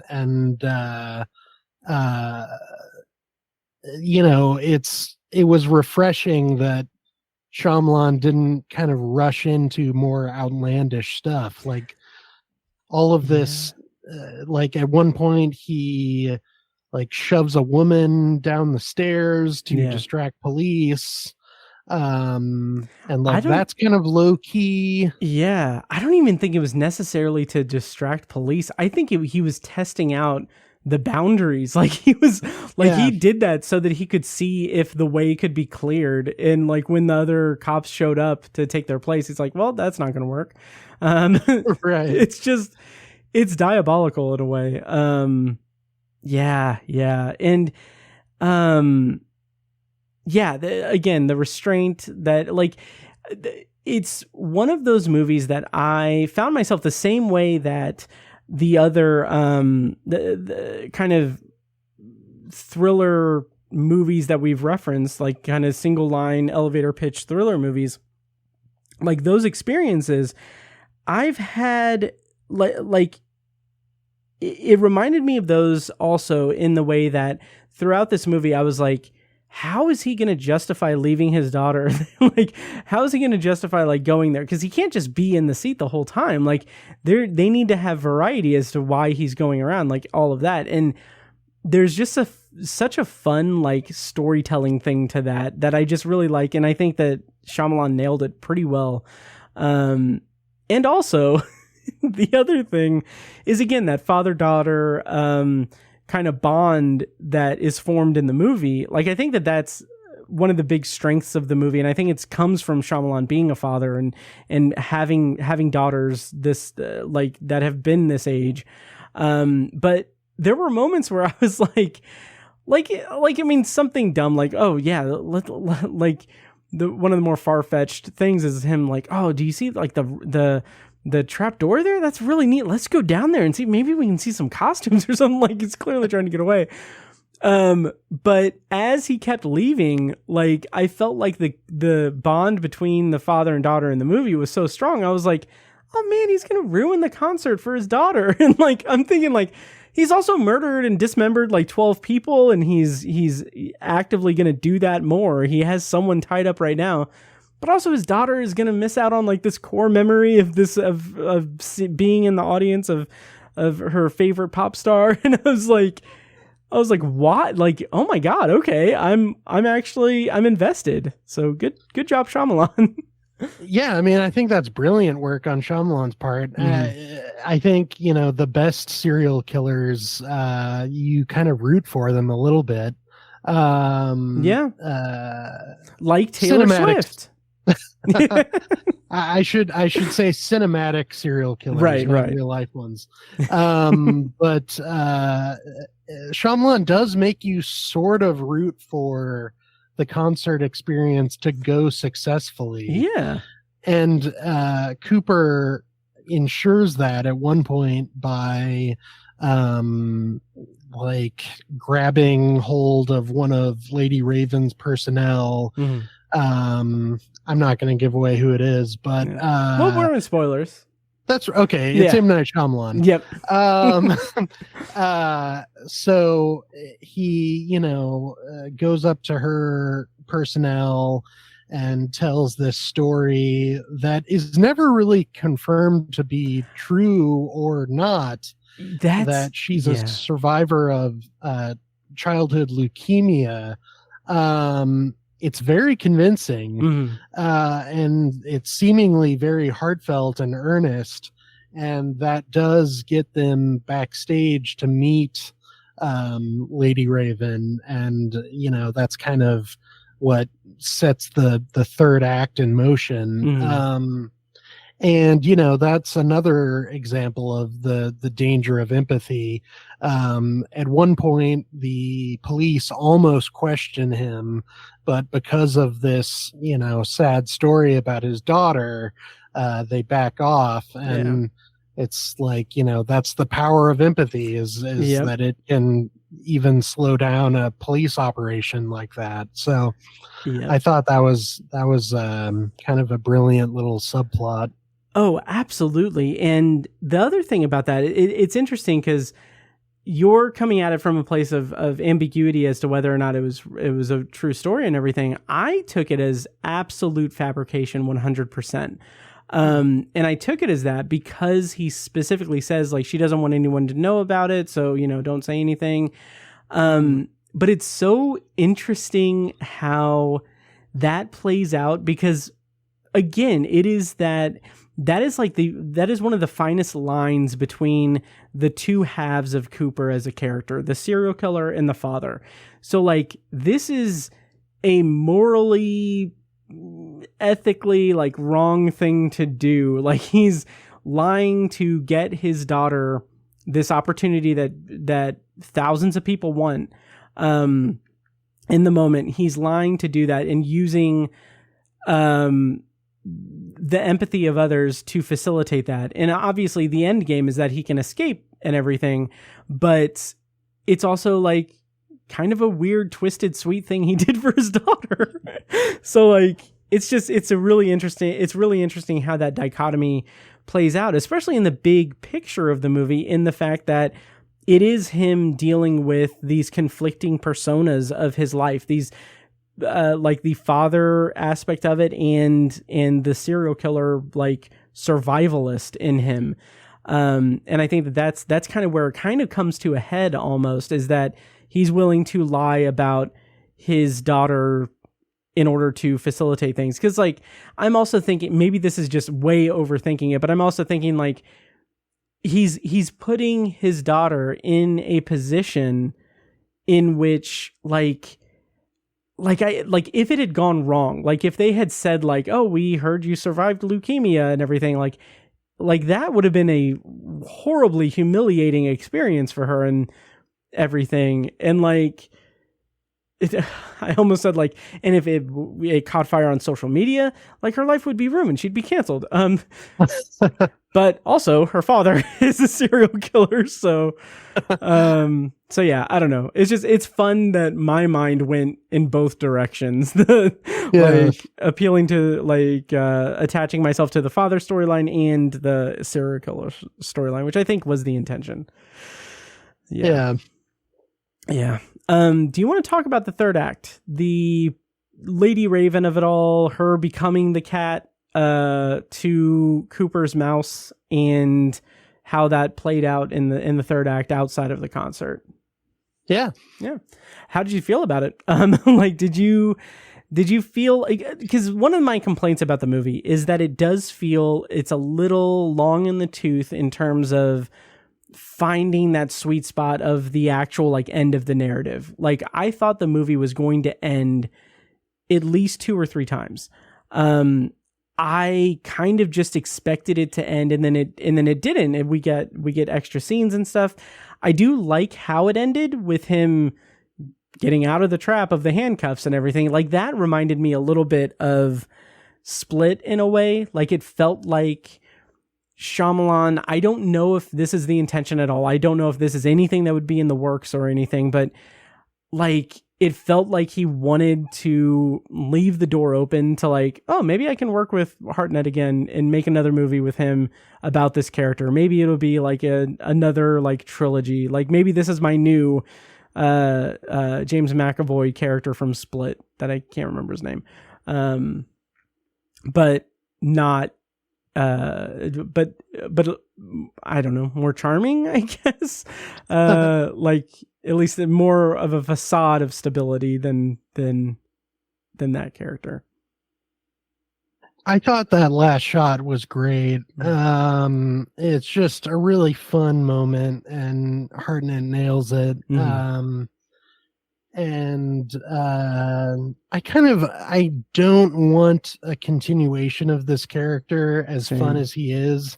I think this movie is probably enough. What's funny is that with Lady Raven becoming the cat, I kind of felt like the concert was shortchanged a little bit. I kind of expected that to... I mean, there's at least a good 30 minutes of non-concert stuff happening, which was a little surprising because of just how the movie's being sold. But I had a lot of fun with the third act. I think, I think him using her to get out of the stadium is cool. It's unexpected. She's having this valuable fan encounter that she can't really disrupt. And the stakes are incredibly high because she wouldn't only be disrupting a fan encounter, but she would be revealing the fact that the fan's father is a serial killer. So, like, the stakes are just insane. They go to her home where the rest of Cooper's family doesn't know he's a serial killer.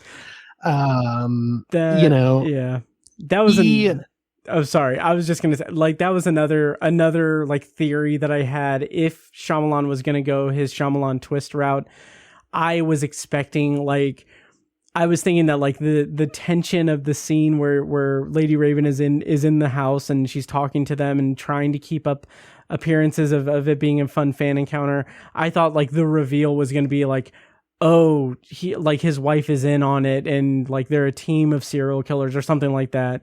But I'm glad that it wasn't. Like, I'm so relieved that none of these, like, thoughts panned out, because this is a more, like I said, subdued and a more narrowly focused Shyamalan script. And I love it for that, honestly. Yeah, and I guess I wouldn't go as far as to call the movie realistic, but I guess, like, the choices make sense. It's, yeah, I'm so sorry. Like, go ahead. well, like you just said, with, you know, maybe them being serial killers together, it's like Shyamalan kind of reeled himself back in, yes, and made a choice that maybe wasn't more realistic, but at least just more grounded and more believable. And, you know, there's a very kind of grounded moment of Lady Raven taking Cooper's phone and locking herself in the bathroom, and the stakes are crazy there. Shyamalan makes you believe that Cooper won't go as far as to murder his entire family in that moment. It's like, the fact that he really makes you believe that this guy is going to try to balance both lives, like, that's pretty masterful stuff on Shyamalan's part. And just the question of it, like, did he murder the family? Like, like, in those moments, it's like, it's possible. Like, it's crazy. And, like, I felt that tension, and I love that the kind of the release valve to that tension is, like, the garage door coming up, and, like, him just saying, like, there's a window, and like they could they climb the tree to get down. I didn't think about that, because I don't view this place the way I view other places, because I keep them separated. And I thought, like, that's just, I mean, it's a pretty direct dialogue and everything that doesn't need to be said, but I respect it for the characterization. And it's funny because you said, and I started to laugh, and it's freaking terrible that I laughed at this, but when you said that, like, you wouldn't call it realistic, like, I agree. Yeah, it's not realistic, because today, as of this recording, they just announced that there was a terrorist plot, like an ISIS-led terrorist plot, again, like, involving two Taylor Swift Eras Tours concerts that have now been canceled because of it, and they uncovered the plot. And, like, I'm so... What? Yo, did you not hear about this? No. Oh, yeah, there was something... Let me Google it real quick, but... Truth is stranger than fiction. I know. It's like... Yeah, I think it was in Vienna. The Taylor Swift, Vienna, ISIS.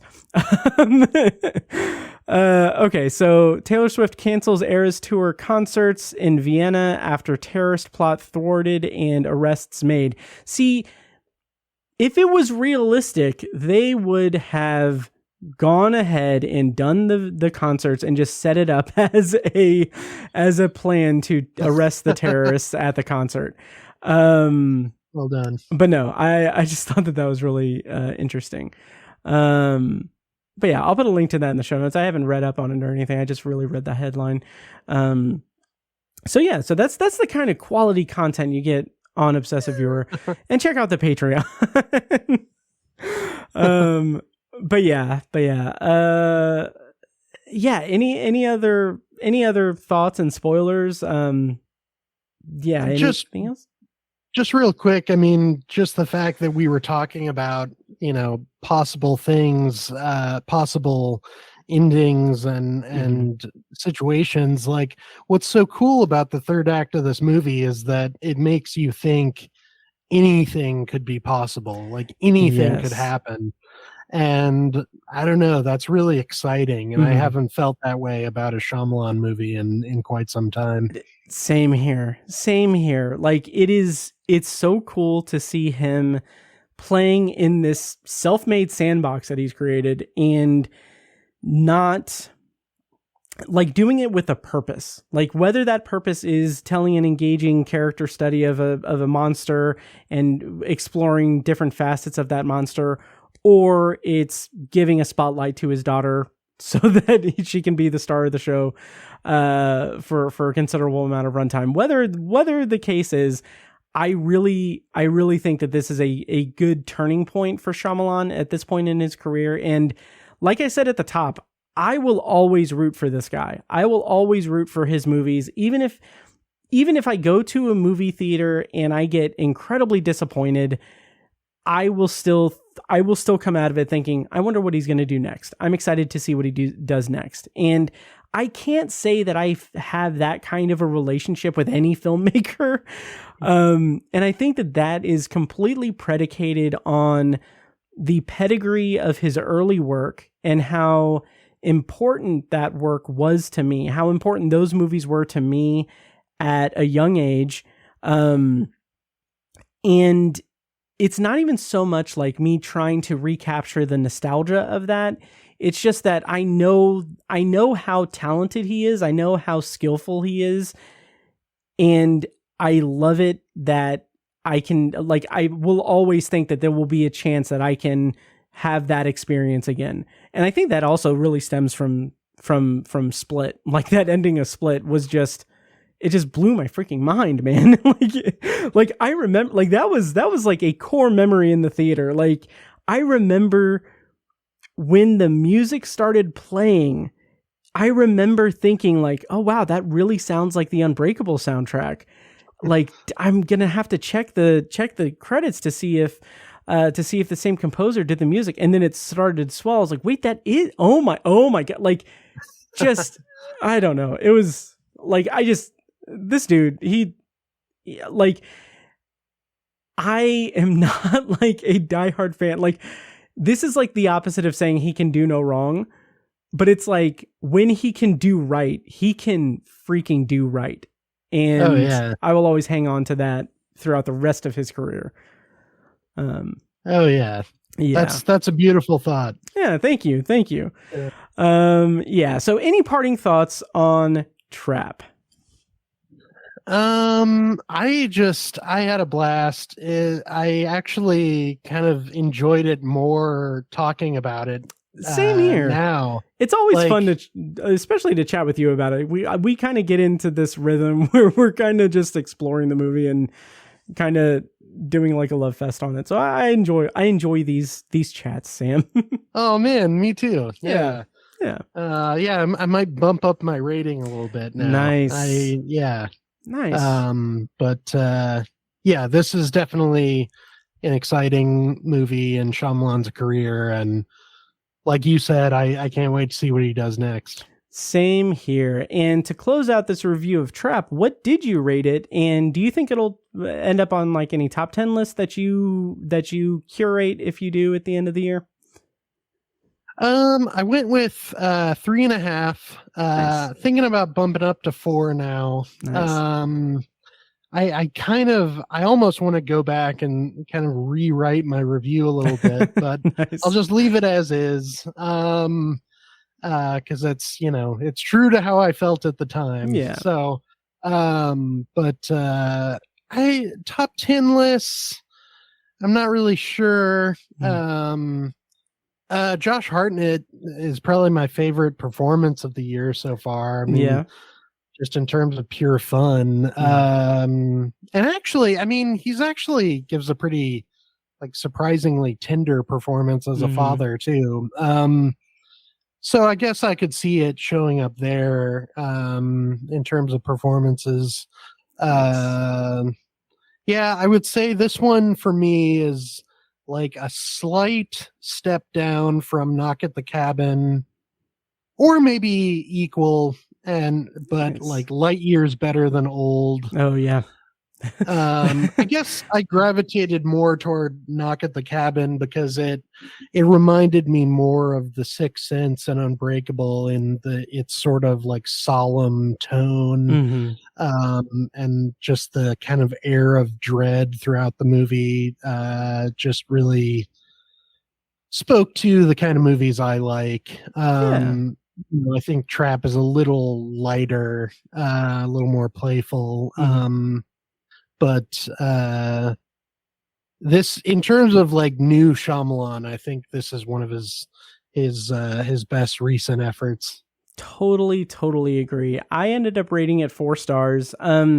Right now, it has a good shot of being in the bottom part of my top 10, but I know like with award season, stuff is going to come out that's going to bump it because as I sent a message to Tiny and Mike that I said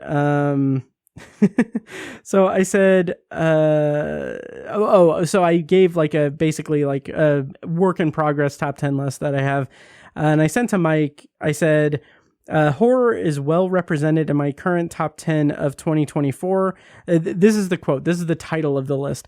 Quote, current top 10 of 2024 before my pretentious award season screen reviewing in the fall.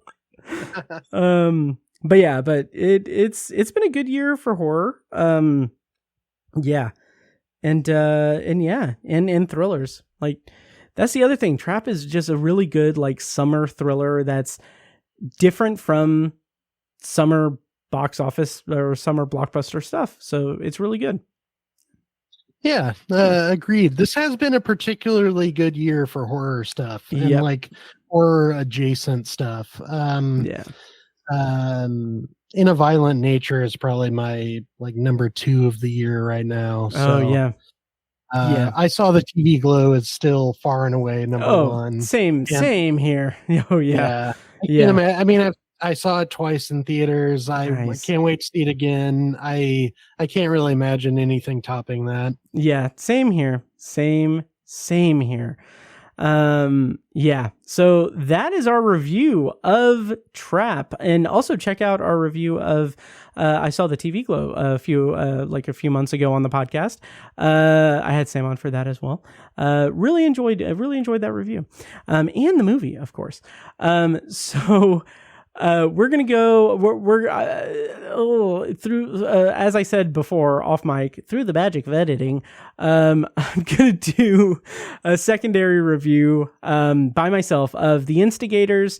So I'm gonna bring us into that. But then after that, Sam will be back to talk Potpourri to round out the episode. So stay tuned for the secondary review of The Instigators. They tell me I view obsessively. All right, and before we get to our secondary review, I want to take a quick moment to remind you that if you like the show, please take a moment to follow us on social media and subscribe to and rate the show on Apple Podcasts, Spotify, YouTube Music, or whatever your preferred podcast app is. And don't forget to subscribe to the Obsessive Viewer Podcast YouTube channel as well, where I'm posting more and more videos, sort of, and live streams of podcasts. And if you're interested in starting a podcast of your own, you can go to Libsyn and use the promo code OBSESS. When you sign up for a new account, you'll get up to 2 months free, depending on when you sign up during the month, and we'll get a commission on it as well. More details on that are in the show notes of this episode. And now back to the show. Been about a week. The mayor's gonna be holding a party on election night. There's gonna be money there, like none of you bums ever seen. It's your first job? I know what I'm doing. A little late for a career change, ain't it? Maybe 60? Quick question. If I'm giving instructions and they're not doing them, Just say, I have a gun. What are you doing? taking notes. Taking notes on a criminal conspiracy. Get down on the floor! Get on the All right, so today's secondary review is for The Instigators. I'm going to do a non-spoiler review. You can see this movie in select theaters right now, but it is going to be released on Apple TV Plus on August 9th. And the premise, according to IMDb, is follows two robbers who must go on the run with the help of one of their therapists after a theft doesn't go as planned. Director for this movie was Doug Liman, and the writers were Chuck McLean and Casey Affleck. The cast includes Matt Damon, Hong Chow, Casey Affleck, Jack Harlow, Alfred Molina, and Michael Stuhlbarg. So I'm going to do a non-spoiler review. I watched this movie a few nights ago, and it was pretty disappointing for a couple of reasons. One, and this, I'm not going to say that I went into it with this expectation, but something in the trailer bothered me. And it's that line about you're taking notes on a criminal conspiracy. That is a line directly from The Wire. Like that bugs me so much because it's not like, it is likely an intentional reference, like it's an homage, it's a reference to The Wire, but it's passed off as if it's its own thing, like its own unique, interesting, or its own original line of dialogue, and that really doesn't sit right with me. But that's just one little line. I didn't notice anything else like that. I'm not saying that it's pure plagiarism or anything. I don't like that in media. So with that out of the way, this movie is at best, it's mildly okay. The big issue I have with it is it has Matt Damon and Casey Affleck. There are two robbers who go on the run, as the plot says, and it's following a botched theft, robbery of very big, powerful people. And the way that this plays out, like the movie introduces us to the characters pretty quickly and introduces us to the plan to rob these powerful people, like the mayor. It's part of a re-election campaign. It's the night that he's getting re-elected, or a runoff election, something like that. And the plan is to steal a buttload of money from that event and get out clean. And there's a lot of not a lot of, but there's some backstory with Matt Damon's character, how he needs a very specific amount of money in order to see his son again. It's pretty vague. There's an opening scene with him and his therapist, played by Hong Chow, where we get a lot of exposition and some detail into the mental state of Matt Damon's character that I feel like it is pretty much it's a solid introduction. It's a solid introduction. And in terms of the writing, like the dialogue, it's done pretty well in terms of like the actual words used. So like the kind of end of that scene is the therapist saying like, have you tried everything? And he says, not everything. And like the context of that is pretty interesting with the dialogue and the conversation they had before.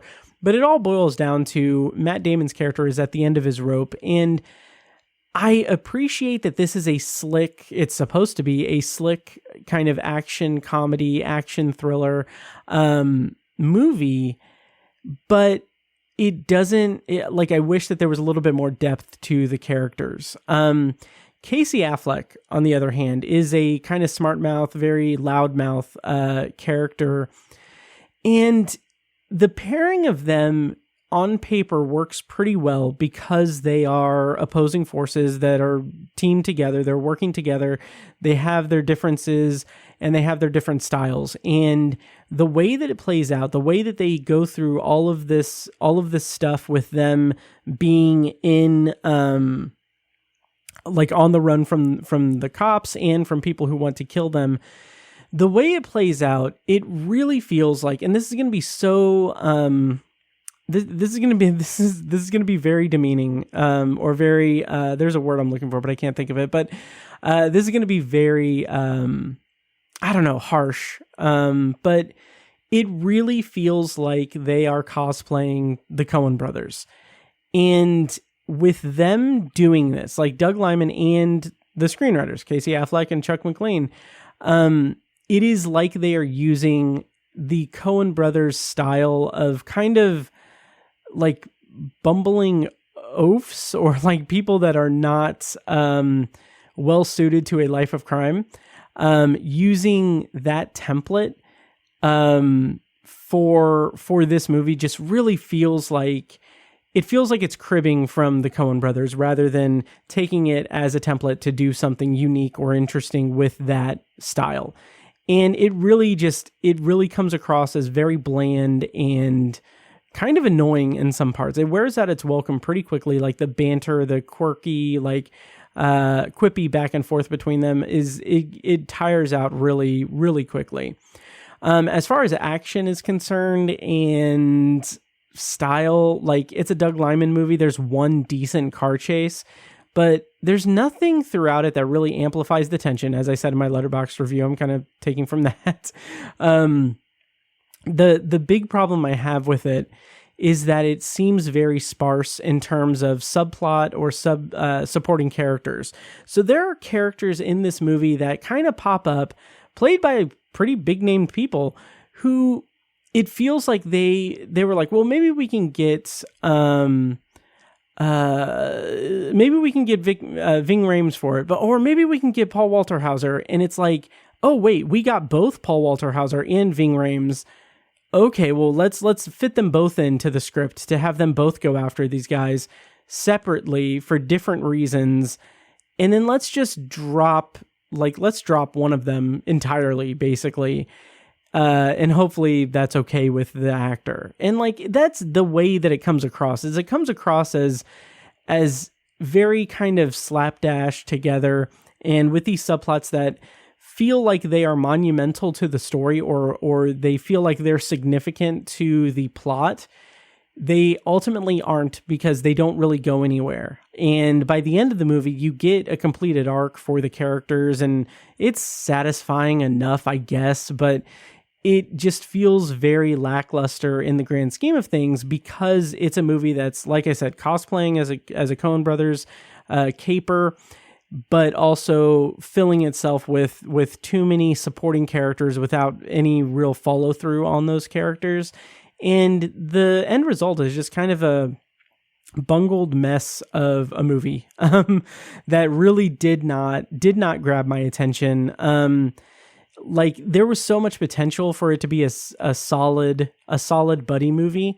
But it just really got in its own way, as I wrote on Letterboxd.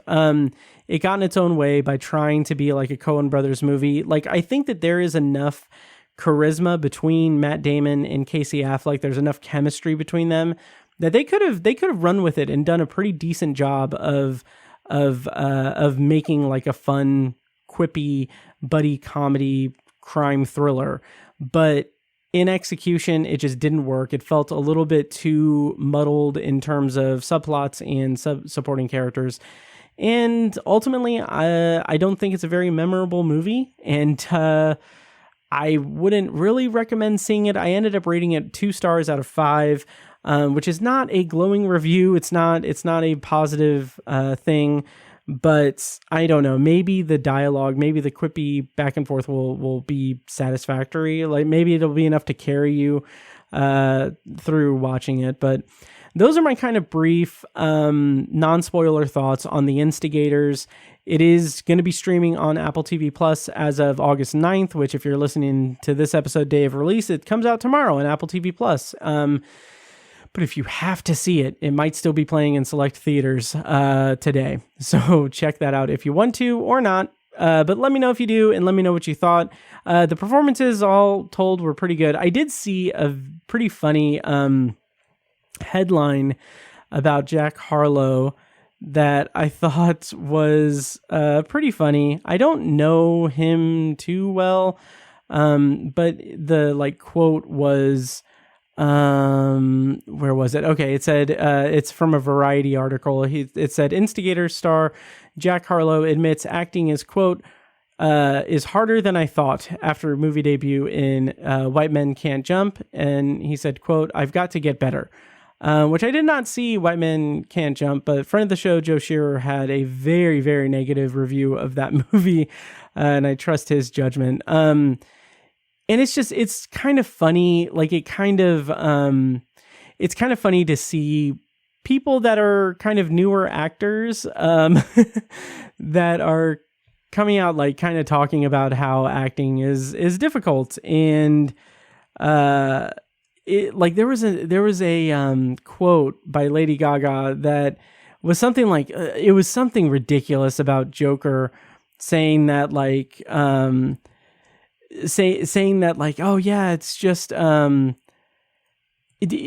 she said something like it is, I don't know, it was something about I think it was about method acting or something. But anyway, she said something about how like essentially this is going to be a joke. This is not at all what it's going to be or what she said, but like the intention or the thing that the internet ran with was it was basically something along the lines of like she just read the words the way they were in the script and she performed them, and like people were dragging her saying like, oh, Lady Gaga, like every time Lady Gaga talks about a movie role that she's in, it's like she's just discovered that acting is a thing. Like she's just saying like the most basic acting kind of things. And I thought that was kind of funny. I don't have the exact quote or anything, but I thought that was kind of funny. So anyway, running out of steam on what to say about the Instigators, so check it out on Apple TV Plus if you want to. If not, don't. But if you do, let me know what you thought of it. And yeah, so Sam is not here for this review, but we will get back to him for Potpourri. So stay tuned. We're going to go back to Sam, and we're going to do some Potpourri to close out this episode of the Obsessive Viewer Podcast. All right, and that was my solo secondary review of The Instigators, and now Sam is back, and we are going to do a quick round of Potpourri to close out the episode. Welcome back, Sam. It's been a while. Probably. I don't know how much I will have said about The Instigators, honestly. But to close out the episode, we're going to do a round of Potpourri, which is the section of the podcast where we close out the episode and talk about anything we've watched lately, anything we're looking forward to, whatever we want, as long as it smells good. And Sam, as you are the guest this episode, what have you watched lately? What do you want to bring for Potpourri? Well, technically, this is a 2024 release. I watched a movie called Final Girl Halloween. Mm-hmm. Did you sorry, I'm so sorry. Did you have to add that to Letterboxd? No, but it was one of those entries that doesn't have a poster, so it feels like fake garbage, which it sort of is. I actually kind of enjoyed it. It's like a Scream knockoff, revolving around. I mean, there are even scenes cribbed straight from Scream. Oh, wow. Like a bathroom prank with a masked killer in the high school, like kids running around dressed up as the killer. Yeah, but I guess I kind of enjoyed it. It was sort of endearing in the way that you might find like a fan movie that your friend made. Okay. Like a Scream fan film that your friend posted on YouTube, and you're like, yeah, it's fun.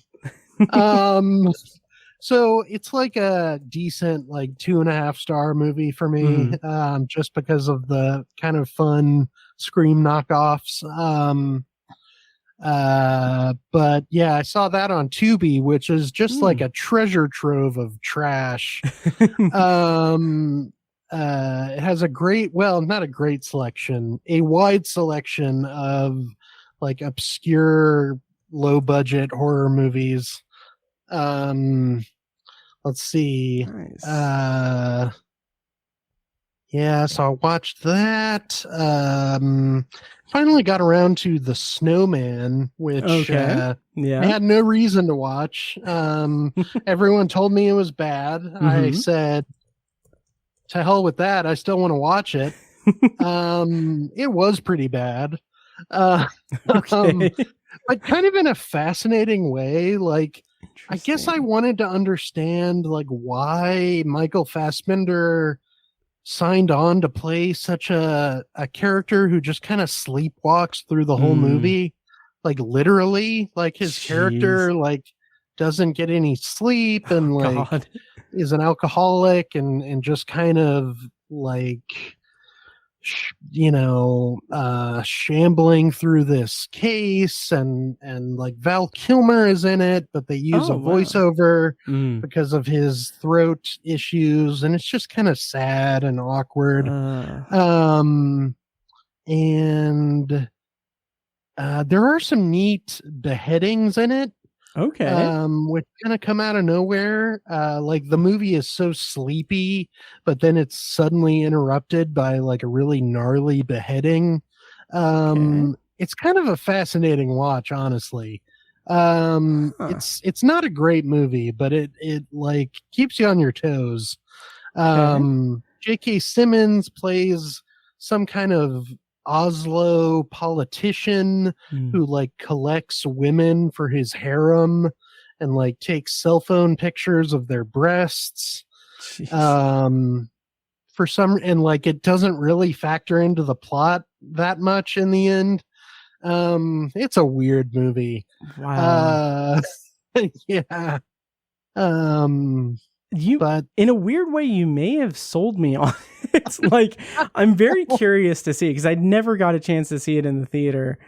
Yeah, and I mean, I'm a sucker for that kind of movie. Like, like a grizzled detective who's kind of woken up by this, crazy case, and just the like wintry setting sort of intrigued me, and it seemed like a movie I would just absolutely love. And I didn't dislike it, but it is bizarre.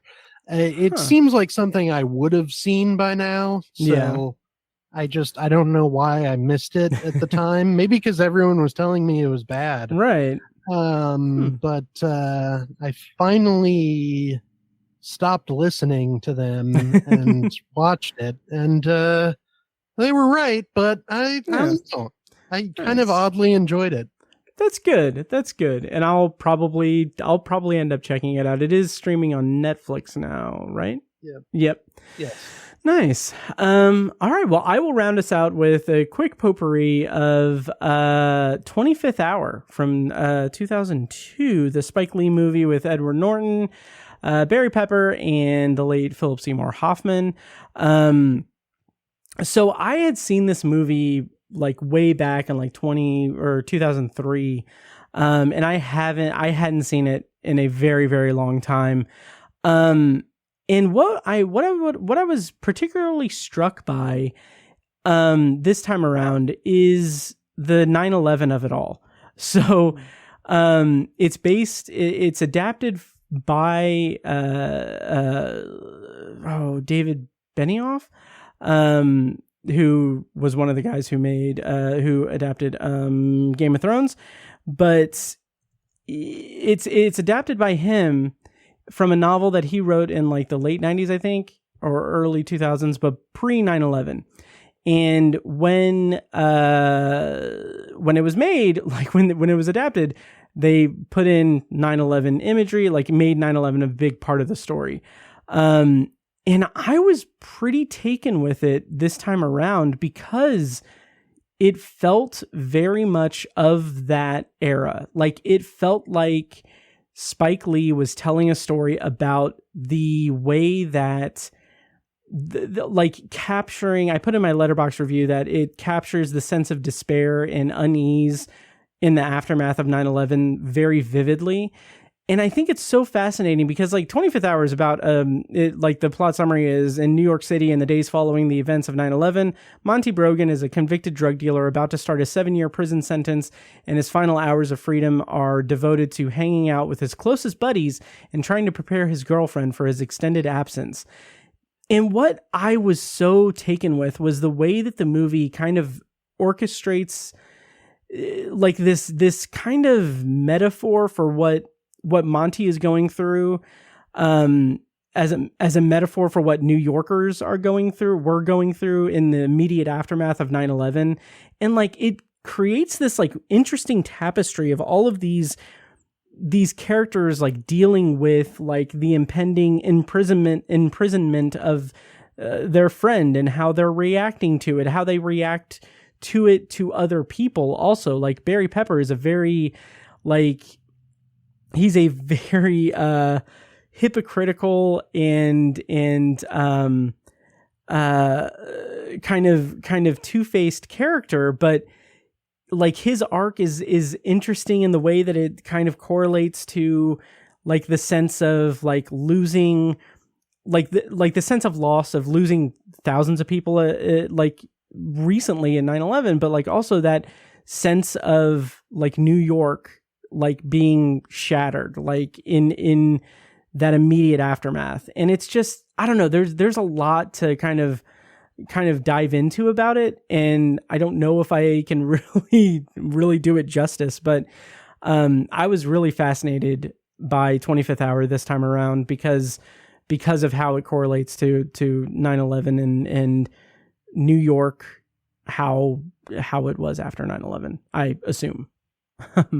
I would assume that Spike Lee, of all people, would be able to capture that on film a year after 9/11. So I trust that it's an accurate representation. That's really interesting. But let me tell you how that made me feel, which was kind of hilarious. Okay. So I feel like I was just in a film class and I was like the dipshit student who responded with the dog shit movies they watched over the weekend. And you were the film professor who like totally outclassed and upstaged me with this like very insightful breakdown of 25th Hour's relevance in a post 9/11 world. And I'm just sitting here like the dipshit who said that he watched The Snowman. Oh wow, that was not my intention at all. I know, but it's hilarious that it turned out that way. I am sure there's a lot of artistic merit in Final Girl Halloween. But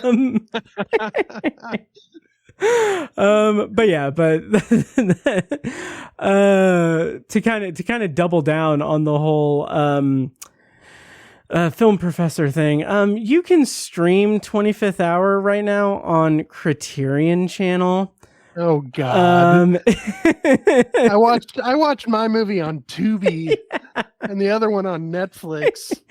To be fair, I did watch it on Vudu, but it did get to. I watched it on July 31st, and on August 1st, it was added to Criterion Channel. Oh, okay. Yeah, because Criterion Channel this month has a Philip Seymour Hoffman kind of collection, and that's part of it, and I am very excited to finally watch Synecdoche, New York. I think I'm you haven't seen that one. Haven't seen that. I'm very excited to see it.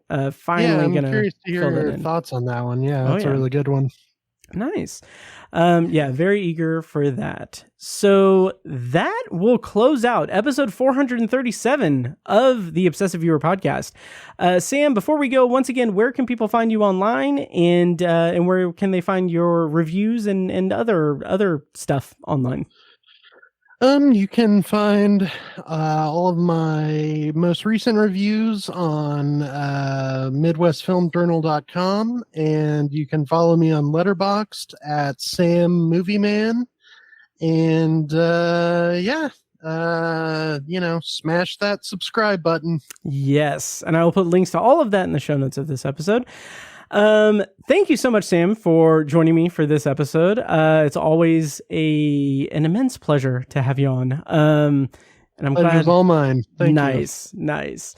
That's it for this week's episode of The Obsessive Viewer. As always, thank you so much for listening, and make sure to follow the show on social media and subscribe to the podcast on your preferred podcast app. Also, check out the Obsessive Viewer podcast's other shows, Tower Junkies, a Stephen King podcast hosted by Tiny and myself, and Anthology, the Twilight Zone and classic sci-fi podcast hosted by me. Next week on the show, I'm going to be reviewing Borderlands, and I think the secondary review will be for Cuckoo. So 2 theatrical releases, so we'll see what happens. Until then, thank you guys so much for listening, and I'll see you in the next episode. And thank you so much, Sam, for joining me. And now, enjoy this short clip from a recent Patreon exclusive episode. For the full episode and more Patreon exclusive content, sign up at patreon.com/obsessiveviewer. this Paul Muad'Dib style storyline. Now, obviously, I don't know if Dafydd's story is going to end up anything like Paul Atreides, Muad'Dib, and Dune. I have no idea, but I do think that there are some like breadcrumbs there that I think will be hard to reconcile unless they do something unique with this. And those breadcrumbs are just basically like Dafydd being kind of just a mild-mannered, just a normal guy. He is a research assistant on the scientific team. He exhibits these traits of being manipulative and being able to read people or coerce people into false senses of security, and being able to get information out of people or getting people away from talking about him and talking about themselves. Thank you for listening to the Obsessive Viewer podcast. This episode was produced and edited by me, Matt Hurt. If you have feedback, thoughts on our episodes, or just want to connect, you can email me at matt@obsessiveviewer.com.